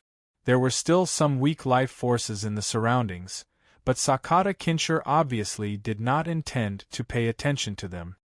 He picked up his huge axe and turned to leave. Ah, by the way, that guy can be considered as my younger brother, although he's a little stupid. Unexpectedly, Sakata Kinshur suddenly turned around and said, But he's still my younger brother, understand? Amidst the rubble, Haruna Suzuki slowly walked out from a broken wall. She braced herself and said, I'm just temporarily possessing her. Look, Haruna Suzuki's consciousness is still fine. I haven't touched her. Don't think that you can be unscrupulous just because you know how to play with souls. Sakata Kinshur snorted coldly. We are the real masters of souls. Therefore, Sakata Kintoki immediately jumped down the mountain after saying that. At the same time, Yamata no Orochi, who had shrunk into Haruxin Suzuki's body, breathed a sigh of relief. Fortunately, I was too weak to swallow Haruxin Suzuki at first, so I left her consciousness behind. All of a sudden, Yamata Serpent felt that the Lord's present world was also this dangerous. Seneschal, I'm done. Kinshur Sakata slowly walked over, and the huge axe had already disappeared. When he saw the servant girl, Sakata Kinshur was obviously not fierce. Just in time. I've completed your request. Yu smiled and stood up. Behind her, there was a child floating in the air. The child was wearing a pure white robe, and there was not a single scar on his delicate face. Sakata Kintoshi immediately whistled. The servant girl suddenly said, "Since you didn't have any specific request, I created the body according to my own preferences. The child's current body is based on a low-level angel. In addition, the child's original eyes are gone, so I installed Medusa's eyes. In addition, the child lost too much blood, so I replaced the blood with Fafner's blood." And when Yu said that she didn't have any specific request, Sakata Kinshi's face fell. When he heard that strange things were integrated into the child's body, Sakata Kinsher felt like he was being pressed down by a heavy mountain. Then, he swallowed his saliva. "The cost, what did you say?" "It will be deducted from your performance." The servant girl smiled. "After all the deductions, congratulations, you have 10 performance points left." So ruthless. Chapter 968. The fire seemed to have weakened a little, but the surroundings were still red. Haruko Suzuki lifted a collapsed pillar and squatted down. A guy in a black kimono was lying here. He should have been crushed here after receiving the impact of the collapse of the ancient castle. The body was cold, but considering that the Takizawa clan members were cold-blooded animals, it was impossible to guess the time of his death. However, this was not very important to Haruko Suzuki. What was important was that the soul of the dead Takizawa clan member had not completely disappeared. The remaining soul power was a delicious food for Haruko Suzuki. Hakuda's soul was severely damaged, and the easiest way to recover was to devour other souls. What a pity! Those guys hiding in the Takizawa clan were killed in seconds, not leaving a single bit of soul power. Otherwise, they would be a great tonic. Natsuki Suzuki shook her head. Although she felt that it was a pity, at this moment, she obviously wouldn't shout at the murderer because of this. "Brother Lien Zhen." Haruko Suzuki turned around and shouted. A shadow was suspended a few centimeters above the ground, looking at the Big Dipper that was dyed red by the fire. "Brother Lianjin, don't just stand there. Look and see how many can be eaten," Haruko Suzuki shouted again. At this time, Lianjin said in a low voice, "I say, Orochi, are we actually very weak in this world?" In the face of Lianjin's sudden question, Orochi did not immediately respond. It just continued to do its own thing, devouring the soul power that it had found. Wisps of purple smoke drifted out of the body and were inhaled into Haruko Suzuki's nostrils. Haruko Suzuki showed a comfortable expression at this time. When this was over, Hakuda slowly opened its eyes and said coldly, "Isn't it because you have seen your own incompetence that you want to obtain more power? Those with talent can climb the peak. Those without talent can only be mediocre for life. This is just an excuse given by the lazy." Lianjin suddenly turned to Hakuda. It did not expect this guy to say such a thing. "There's still some left, do you want to eat it?" Hakuda pointed at the body on the ground. "It's too little, you eat it yourself." Lianjin shook its head. "I can rely on the power of the starlight to recover, it's just a little slower." Hakuda shrugged and swallowed the rest of the body. "What are you going to do next?" Lianjin suddenly asked, "since we already know that Natsuya Suzuki's real body is such a horrible guy, and that he is related to that place. We don't need to keep Suzuki's family, do we? Would it be difficult for a god of slaughter who can slaughter a big clan without blinking an eye to kill me now?" Hakuda shook its head. He just gave a warning. "So, as long as I don't do anything harmful to Haruxan Suzuki, it can be considered as a kind of acquiescence." "What does it mean?" Lianjin frowned. "I don't know the details," Hakuda said helplessly. "I just had a feeling that if I ran away from this body because of fear, I'm afraid I wouldn't be here anymore. I really don't want to see such a ferocious guy again." Lianjin was silent for a moment. It knew clearly that what Hakuda did not want to face was not the real body of Natsuya Suzuki, who was like a god of slaughter, but the mysterious place behind him that no one could figure out. By the way, when I first investigated, I found a place. Lianjun suddenly said. It should be the place where the Takizawa family stored their treasures. But I couldn't go through it at that time because there was a defensive force similar to a barrier set up there. Hakata raised his eyebrows. Now that the Takizawa family is dead and the castle has been damaged to this extent, the defense of the treasure vault is likely to have been weakened, or even disappeared. Let's see if there is anything useful. Lianjun nodded. Let me finish this. Sakata Kintoshi, who was on the verge of collapsing, quickly got up and regained his composure. In fact, he was a relatively free and easy person. Of course, the deduction of his performance was enough to make him feel the pain for a long time. Basically, Black Soul envoys were salesmen who attracted customers for the club and earned resources. Most of the envoys could do this job, but after all, there were differences between individuals. Some envoys were born unsuitable for this kind of work, so later on, another kind of job was born: professional debt collectors. Of course, it was rare to meet a guy who dared not pay back his debts, but there were still some. To deal with these stubborn guys, it was time for the professional debt collectors to take action, but the performance of debt collectors was generally not as good as the commission of business soliciting. As the club's gold medal, self-appointed, debt collector, Kinshir Sakata spent almost 90% of his working time in debt collection since he became a Black Soul messenger. It was a very simple idea. Since he couldn't win in terms of quality, he would win in terms of quantity. Sir Manager, is there a guy who owes money and refuses to pay back his debts recently? Sakata Kinshir grinned grimly. My big axe is already thirsty for blood. No, those who are about to pay are all high-quality customers, and they never delay. The servant girl smiled. So, you can still squander the rest of your vacation time very easily. Sakata Kinshir felt as if his heart had been shot by an arrow, and his expression stiffened. He sighed inwardly, then glanced at manager Xiong Ye's child, who had been reborn, and suddenly said seriously, Sir Manager, please reduce the rest of my vacation time to 3 months. I want to buy some more things. Okay. The servant girl smiled slightly. Even Black Soul envoys were guests of the club. It was just a special case. A corner of the gate had been broken. This was probably caused by the aftermath of Sakata Kinshi's attack that had cut down the castle. The gate was located under the ancient castle, in other words, inside the mountain. Seeing that the aftermath of the attack had damaged the place to this extent, Lianjun and Hakata both fell silent at the same time. After a long time, Hakata suddenly said, Sometimes I really envy the guy in that shop.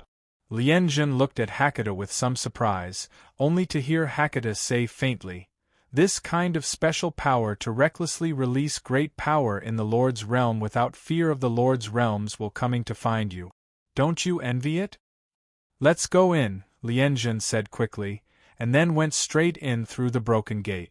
Its body did not have a physical body, so it could pass through it directly.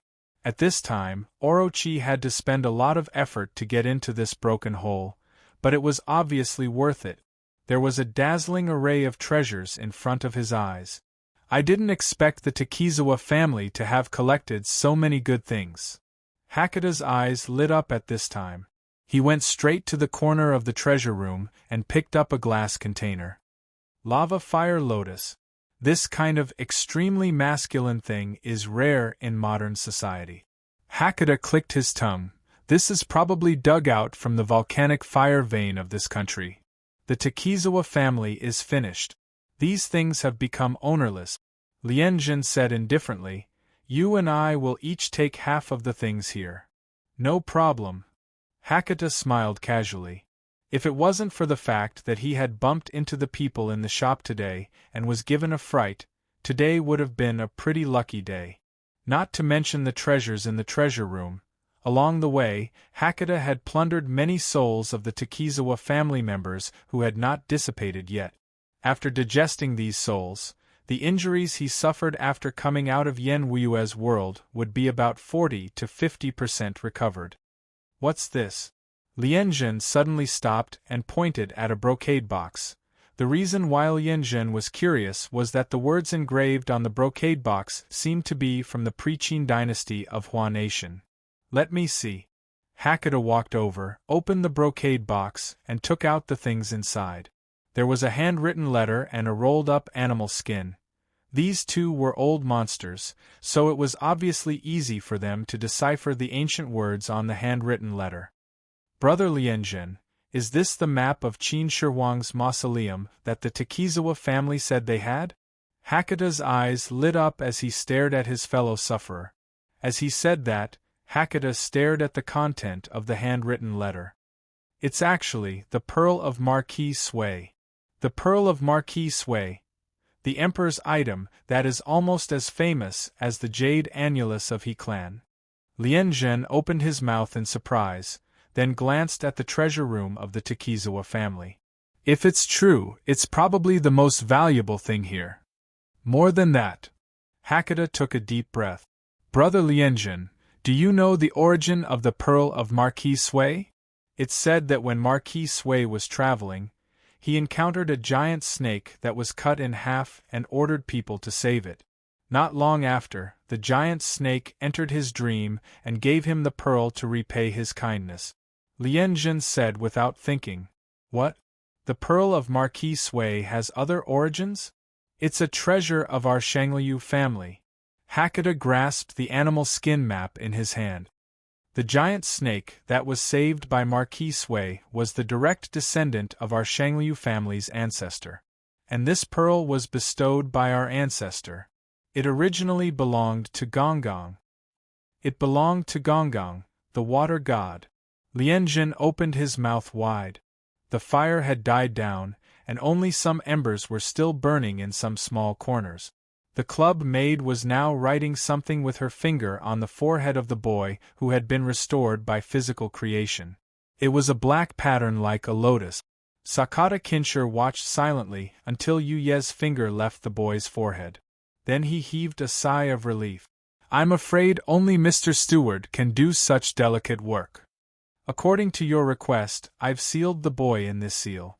Yu Yi said indifferently, when the boy can bear it, the seal will be released automatically. Kinshir Sakata nodded. According to his original intention, he wanted to end the child with his own hands, but in the end, the child had a strong will to live. Kintaro, since you don't intend to continue sleeping and use the rest of your holiday in a sober manner, then you'll be in charge of taking care of this child. Yu Yi smiled faintly. Me? Sakata Kinshir was stunned. The servant girl said matter-of-factly, of course. I'm afraid the boy doesn't know how much power he can exert with his current body. If he doesn't handle it well, it may cause chaos. He needs a supervisor. There's no one more suitable than you. Isn't it all because of you? Sakata Kinshir muttered in a low voice. Oh, Kintaro, what are you talking about? No. Sakata Kinshir quickly shook his head and said seriously, I just think it's a good decision. Well, it's really a good one. Then I'll leave it to you. Yu Yi smiled and turned away. Sakata Kinshir suddenly said, Director, don't I need to meet the new boss now? Master said at the beginning that he'll wait for the black souls to wake up. Sakata Kinshir was startled, and then asked, Then, Uncle Manager is Sakata Kinshir. The servant girl suddenly called out Sakata Kinshir's full name. This made Sakata Kinshir straighten his body and subconsciously answer, Yes. Yu Yi looked back and said softly, We only have this master now, so the new boss is naturally him. Do you understand? Yes. What an obedient child. Only then did the servant girl leave, satisfied. Looking at the disappearing figure, Sakata Kintoshi let out a long sigh and muttered, This head steward is really not an ordinary kind of loyal. Sakata Kinshir scratched his head, then sat down and closed his eyes, as if waiting for something.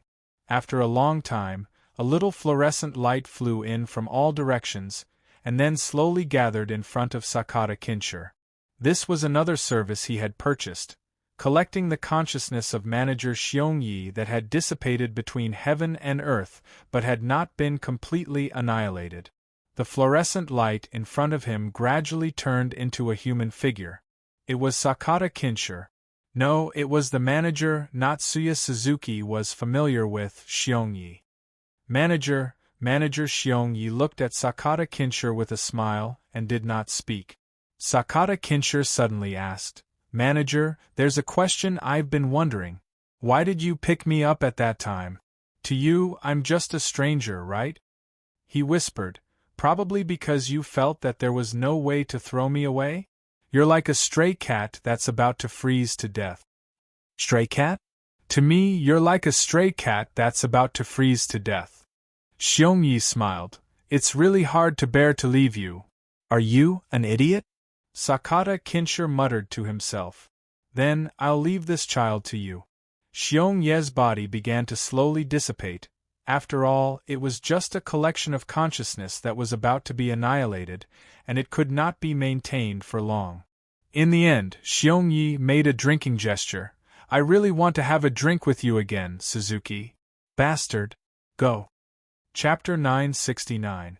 In front of the teppanyaki shop in front of the station, a fierce-looking young man suddenly pushed open the door. His eyes were ferocious, his hands were in his pockets, and his back was slightly hunched when he walked. The moment people made eye contact with him, they would unconsciously avert their eyes. The diners lowered their heads and ate the food on the table.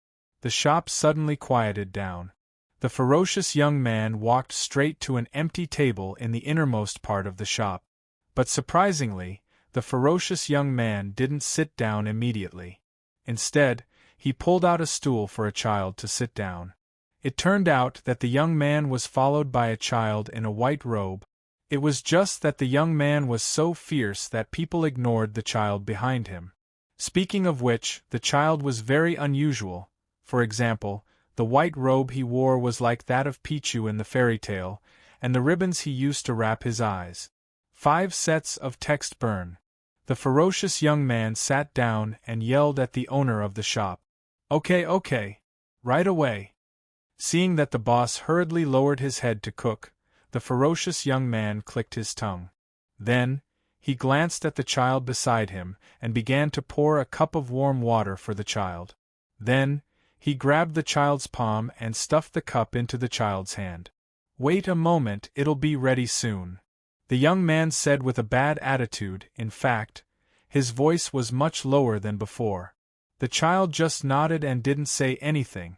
The child didn't remember how he followed this person, nor who his parents were. He only vaguely knew that he had parents. These memories were quite vague. In the words of this ferocious young man, she was picked up by the roadside. Because she looked obedient, she was brought along. If she was not obedient, she would be abandoned. Then I'll become more obedient, the child thought silently in his heart. Right, he could see the appearance of this big brother. Although the ribbons were wrapped around his eyes, he didn't know why he could see, even though the angle of view was a bit strange. Don't open your eyes casually for the time being, it will be very troublesome. So, don't open your eyes without permission.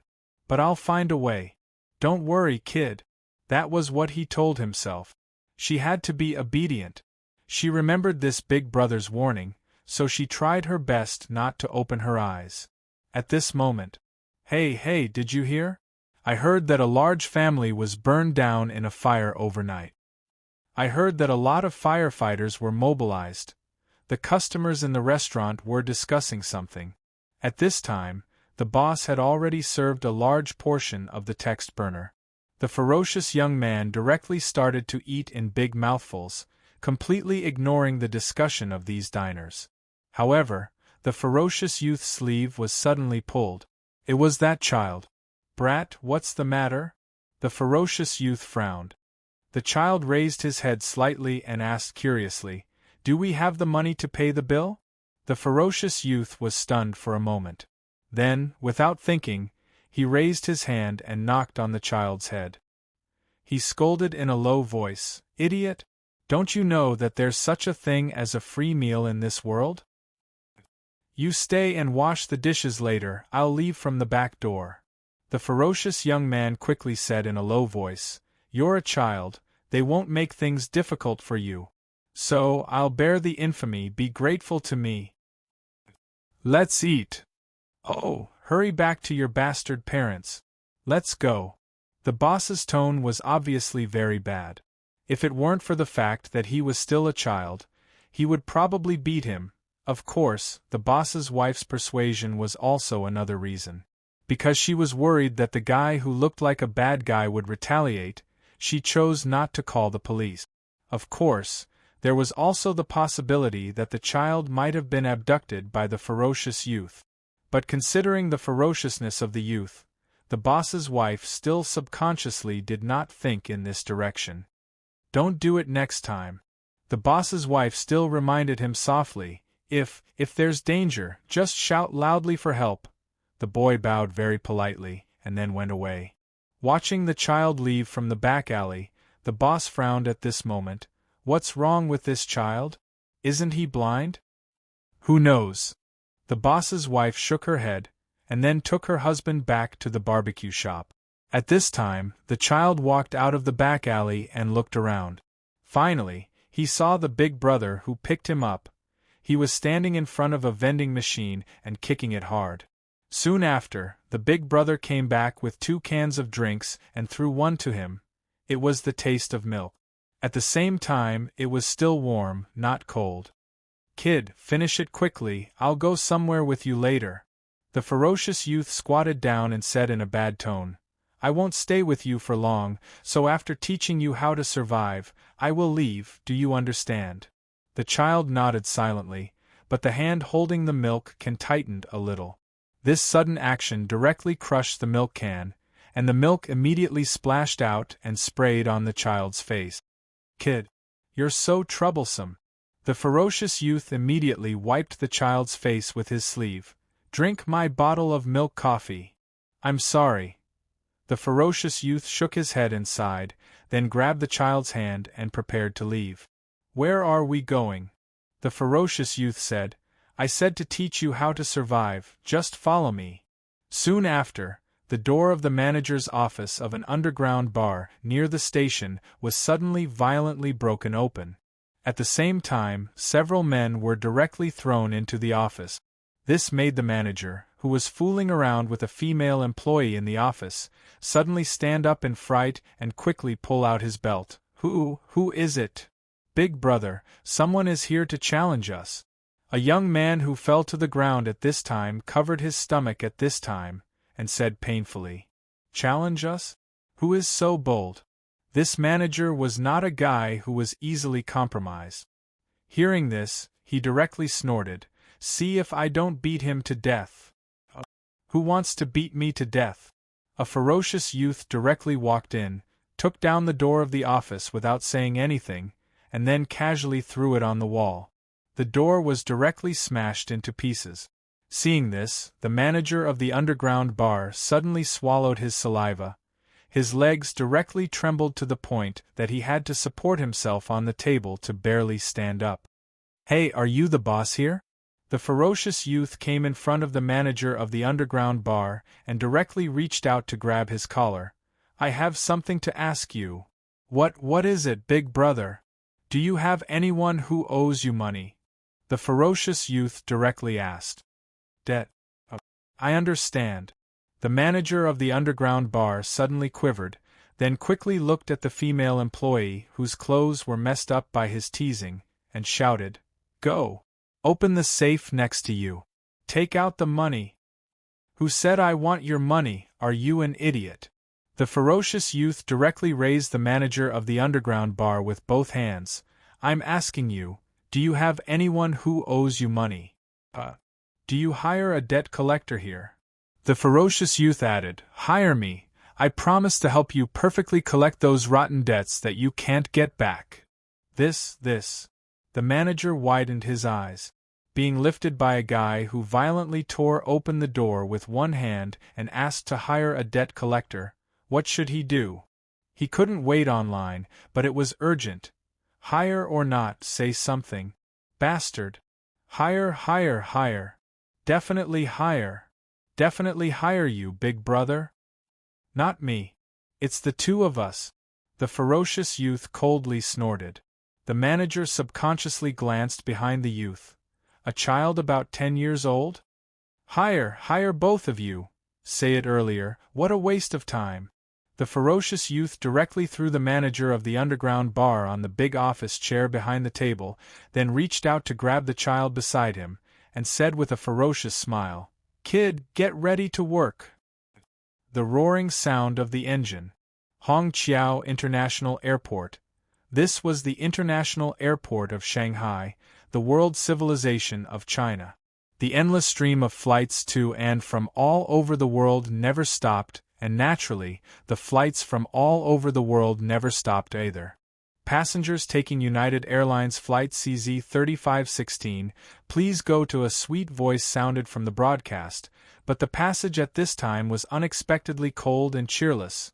Of course, this was because first-class passengers left first, and also because it was late at night.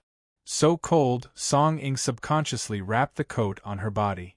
Although she knew the surface temperature when she came out, so she temporarily put on the coat, but the huge temperature difference still made her unable to adapt to it. She shuddered in fear. Of course, it's still midwinter here. Song Haoran looked at the airport outside the glass, smiled and said, "It will be colder near Mount Tai. Aren't you cold?" Song Ying glanced at Luoqiu at this time, and couldn't help but frown when she saw that his clothes were still very thin. "It's okay," Luoqiu casually said. "When I went to South America, it was already winter here." "Didn't you always grow up in the South?" Song Ying curiously asked. "Why are you so cold-resistant?" "Maybe it's because of the training." Luoqiu smiled casually. Song Ying originally wanted to roll her eyes, because Luoqiu looked just like a weak scholar, and she couldn't see how solid he was. "Well, it's been a long flight. Let's go to the hotel to rest first. We still have to hurry tomorrow," Song Tianyu said at this time. Indeed, this flight didn't arrive here directly from South America, but through Europe, and then from a small country in Europe to Hong Kong in China, and then to Shanghai. It could be said that they didn't stop all the way. As for Mr. Blind, he directly separated from the Song family from the airport in Hong Kong, but the two sides had already agreed on a time to meet. The room was booked in the hotel in the airport. Under the arrangement of Uncle Wu, they quickly checked in. At this time, the group of people from the Song family met several men in the lobby of the hotel. Master Song should know the man who looked to be in his 40s. "Master Song, I'm very happy to be your host again." This man with a somewhat gloomy face was probably not used to smiling. At this time, the smile on his face looked a bit scary. "Thank you." Song Tianyu just nodded and didn't say anything. Behind him, Uncle Wu was introducing Song Ying and Luoqiu. "This gentleman is called Qi, the right-hand man of an old friend of Master's in China. Every time Master returns to China, he comes back through this old friend's channel. This can avoid a lot of trouble." "Old friend?" Song Ying was slightly stunned and then said, "Is he from the Zhang family?" Uncle Wu said, "This Mr. Qi seems to be from the lady's family. But to be honest, she is the only one from the old lady's family at present." "That's incredible. One person holding two aristocratic families." Song Ying murmured, "She must be an old witch who is difficult to get along with." "Luoqiu, speaking of the Zhang family, you..." "Luoqiu? Luo." It was unknown when Luoqiu walked to the entrance of the hotel lobby. Song Ying glanced at her grandfather, who was talking with Mr. Qi, so she walked to Luoqiu unhappily. This guy was good at everything, but one thing was, he liked to run around. And when he ran around, he seemed to become air. If you didn't pay attention, you wouldn't know where he was. "Can you not run around?" When Song Ying was about to teach him a lesson, she saw that Luoqiu was holding a little boy's hand. This little boy was about 6 or 7 years old. He had blonde hair, but his face was completely white. He looked a bit like a mixed race. After seeing Song Ying, the little boy directly hid behind Luoqiu in fear and looked at her in horror. Song Ying felt that she had seen this scene somewhere before. Song Ying's expression stiffened and subconsciously said, "Don't tell me this child is lost again? It seems that he was going to take a connecting flight, and then I don't know how he got separated from his family." Luoqiu said. He remembered that the same thing happened in the Song Dynasty Hotel last time. Song Ying shook her head, looking at Luoqiu curiously, and said, "Are you the kind of person who is particularly easy to attract naughty children? Why are we always able to find lost children everywhere we go? I'll send him out to find the airport guard." Luoqiu looked at the child and suddenly said, "You are all tired, go and have a rest, I'll be back later. Let Uncle Wu arrange this kind of thing." Song Ying shook her head. "Try not to wander outside. There are many people in the airport here. Others are probably not easy to deal with." Luoqiu shook his head, ignored Song Ying, and walked out with the little boy. "Hey, come back. Grandpa and the others went in. This, really?" Song Ying stomped her feet and helplessly chased after them. On the side, Father Song clearly noticed the situation, and at this moment, he ordered in a low voice, "Old Five, have someone follow them and see what Miss and young Master are doing." "Yes, Master." Uncle Wu hurriedly nodded. Song Tianyu then looked at Mr. 7, "Let's talk about the specifics in the room." That's fine." 7 nodded. He knew that the main purpose of the Song family's return this time was to pay respects to their ancestors. As for the cooperation with the old madam, that was a later plan.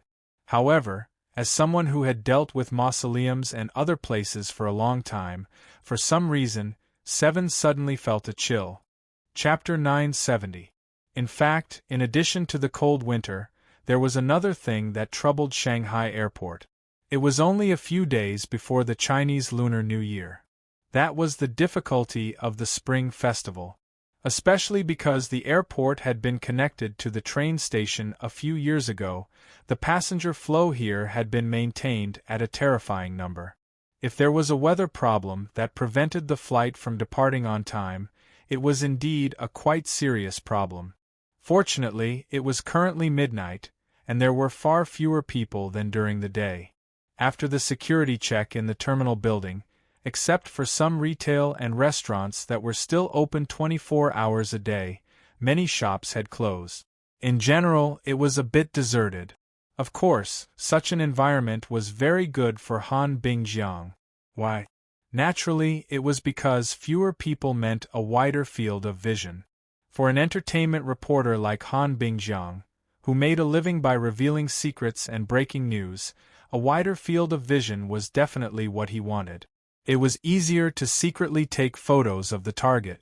Labels such as the top entertainment reporter and the strongest paparazzi in the industry had been attached to Han Bingjiang in the past few years. This was also a kind of fame. Originally, there would be a lot of breaking news during the new year, but unfortunately, the paparazzi in the studio had gone back to their hometown for the holidays. In desperation, Han Bingjiang, as the boss of the studio, could only do it himself. Today's target was a well-known actress. According to reliable sources, this actress, who looked at people with a pure image, claimed to be a devout believer. She had repeatedly said in front of the media that she refused to have improper behavior before marriage. So far, she had no boyfriend. But this time, she seemed to have a foreign boyfriend and seemed to be going home for the new year. Unveil the hypocrisy of these men and women in the entertainment industry. Let them fall from the altar into the abyss and watch them suffer in the midst of trouble and condemnation. It is far more than the money that can be obtained from this matter. It's really a pleasant thing. What's that saying again? Han Bingjiang recently saw that someone used his profile picture to make an emoji.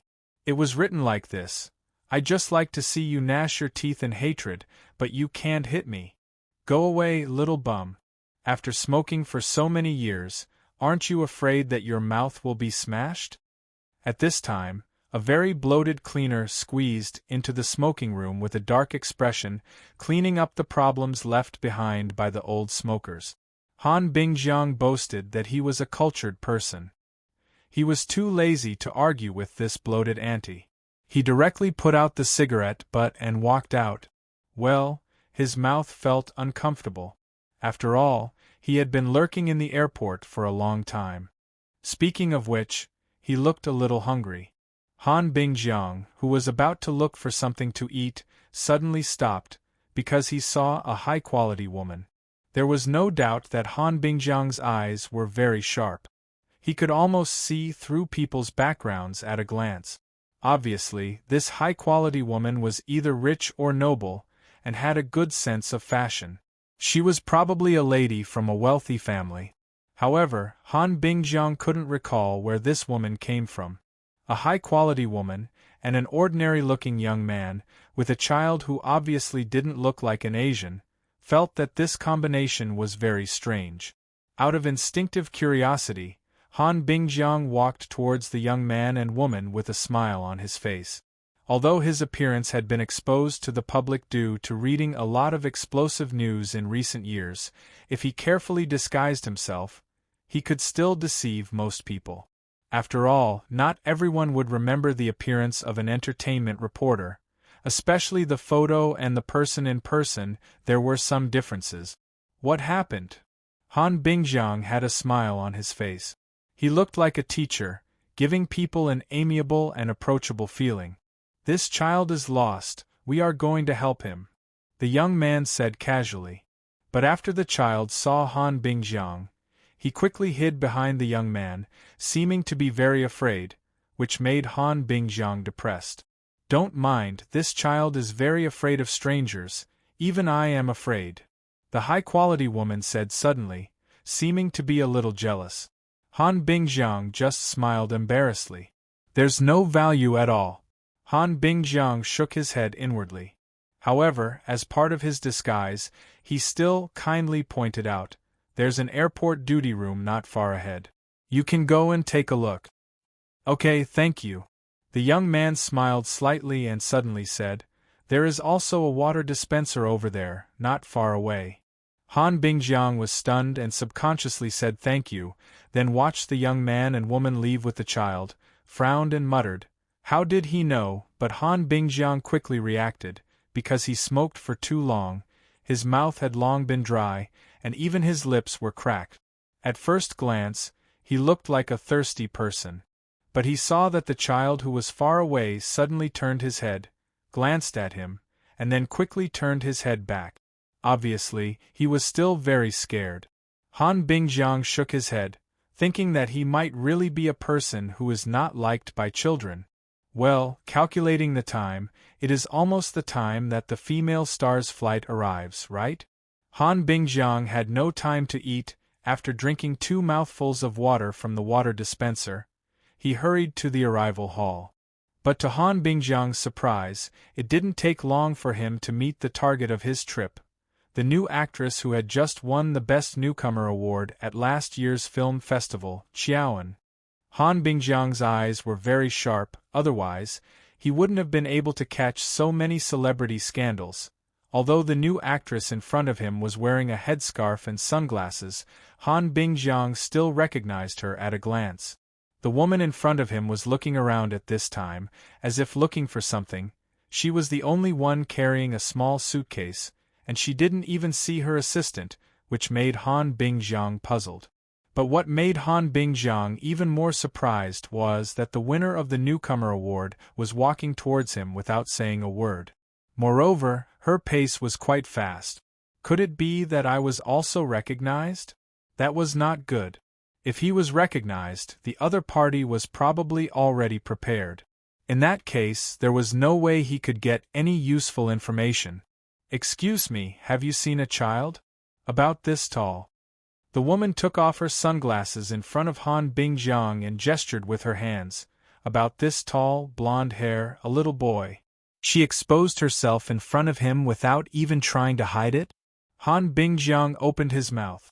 If it weren't for the fact that this woman was Qiaoan, Han Bingjiang would have thought that he might have mistaken her for someone else. Which star didn't avoid him as if he was the plague? No, this may be on purpose. She deliberately pretended not to know him. Is he trying to stall for time? At this time, the foreign boyfriend must be nearby. He's probably trying to cover for me. But why did he mention the child that he had just met? What's your relationship? Han Bingjiang lowered his head slightly and pushed the glasses on the bridge of his nose. That's my son. The woman in front of him. Qiaowen looked worried. I was going to take him back to my parents' house for the new year, but I don't know what happened, but we suddenly got separated. I was going to look for the staff, but I just happened to run into you. You're your son. Han Bingjiang widened his eyes, thinking that he had misheard. Is it really your son? Qiaowen was stunned and frowned. Yes, it's my son. What's the problem? You're Qiaowen? Han Bingjiang frowned. The female celebrity Qiaowen. Yes, is there a problem? The woman nodded. Oh, I'm sorry, if you haven't seen my son, I'll excuse myself. With that, Joan hurriedly walked past Han Bingjiang and shouted, Paul? Paul? Can you hear me? Paul? Only Han Bingjiang was left stunned. She didn't have a foreign boyfriend hiding from her fans. She had already given birth to a child. And the child was 7 or 8 years old. Qiaowen was in her early 20s, which meant that she got pregnant out of wedlock when she was in her teens. Breaking news. Super breaking news. Han Bingjiang shuddered and ran after her. Ms. Qiaowen. The child you're talking about, I think I've seen him before. Just now, a young man and woman brought a lost child and said that they were going to the guardhouse. Really? That's great. Qiaowen was obviously relieved. Can I go with you? I know the way, Han Bingjiang said enthusiastically. Qiaowen looked at Han Bingjiang strangely, thinking that the middle-aged man was too enthusiastic. Han Bingjiang was experienced, so how could he not see that? He quickly said, To tell you the truth, I'm actually your fan. I like you so much. If I can help you, I'm more than happy to. I see. Qiaowen nodded, but she didn't become very enthusiastic. She just smiled and said, Well, after I find my son, if you don't mind, I'll give you an autograph. Although it's not very valuable. I can't ask for more. Han Bingjiang was as excited as a fan seeing his idol. Then, can we go now? Of course. This way, this way. The two of them hurriedly walked in the direction of the guardhouse. Wait, where are you going? Is the guardroom here? Speaking of which, we just missed a guardroom. You did it on purpose, didn't you? He was kind enough to guide you. Why didn't you go to the previous one? Song Ying suddenly stopped. In fact, she didn't stop all the way. Luoqiu seemed to know where to go, so he just kept holding the child's hand. Except that they met a strange uncle on the way. We don't need to go to the guardroom. Luoqiu shook his head. Song Ying's eyes widened. So this guy actually planned to bring this little brat around the entire airport? Song Ying sighed. Maybe you're very energetic now, but please, I'm already very tired. We can leave the child to the guardroom, we don't need to do it ourselves. Then, without waiting for Luoqiu's consent, she directly grabbed the child's hand and led him into the guardroom. Although the child appeared to be afraid of strangers, he didn't make a fuss and just let Song Ying lead him. What an impatient child! Luoqiu smiled and followed them in. The guard room was not big, so they could see everything at a glance. Song Ying explained the situation to the airport guard and then began to ask for the child's name. Unexpectedly, no matter how much the child asked, he just kept his head down and didn't say a word. Song Ying exchanged glances with the guard, a helpless expression on their faces. Song Ying even frowned. Big brother, I can't do anything about this brat. I'll leave him to you. I've been on the plane for more than 10 hours, and I'm very tired now. I want to leave first. All right. The guard nodded, feeling that there was no need to keep the child. To bring the lost child to this place was already very kind of them. Miss, please leave a contact number. If there's anything, or if the child's parents want to thank you, they can at least find you, the guard quickly asked politely. No need, just leave it at that. Song Ying shook her head and then glanced at Luoqiu. She raised her eyebrows as if to say, "See, isn't it done? What a simple matter." "Excuse me, are you free?" A man and a woman suddenly walked into the guardroom. The man was about 27 or 28 years old. He had blonde hair and dark green eyes. He looked very delicate. At that moment, the foreign man asked in a fluent Chinese mother tongue, "When we got off the plane, we accidentally dropped a ring. Can you help us?" Beside the Caucasian man was a woman in a sweater.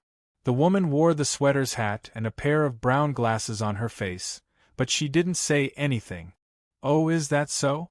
Can you fill in your information here first?"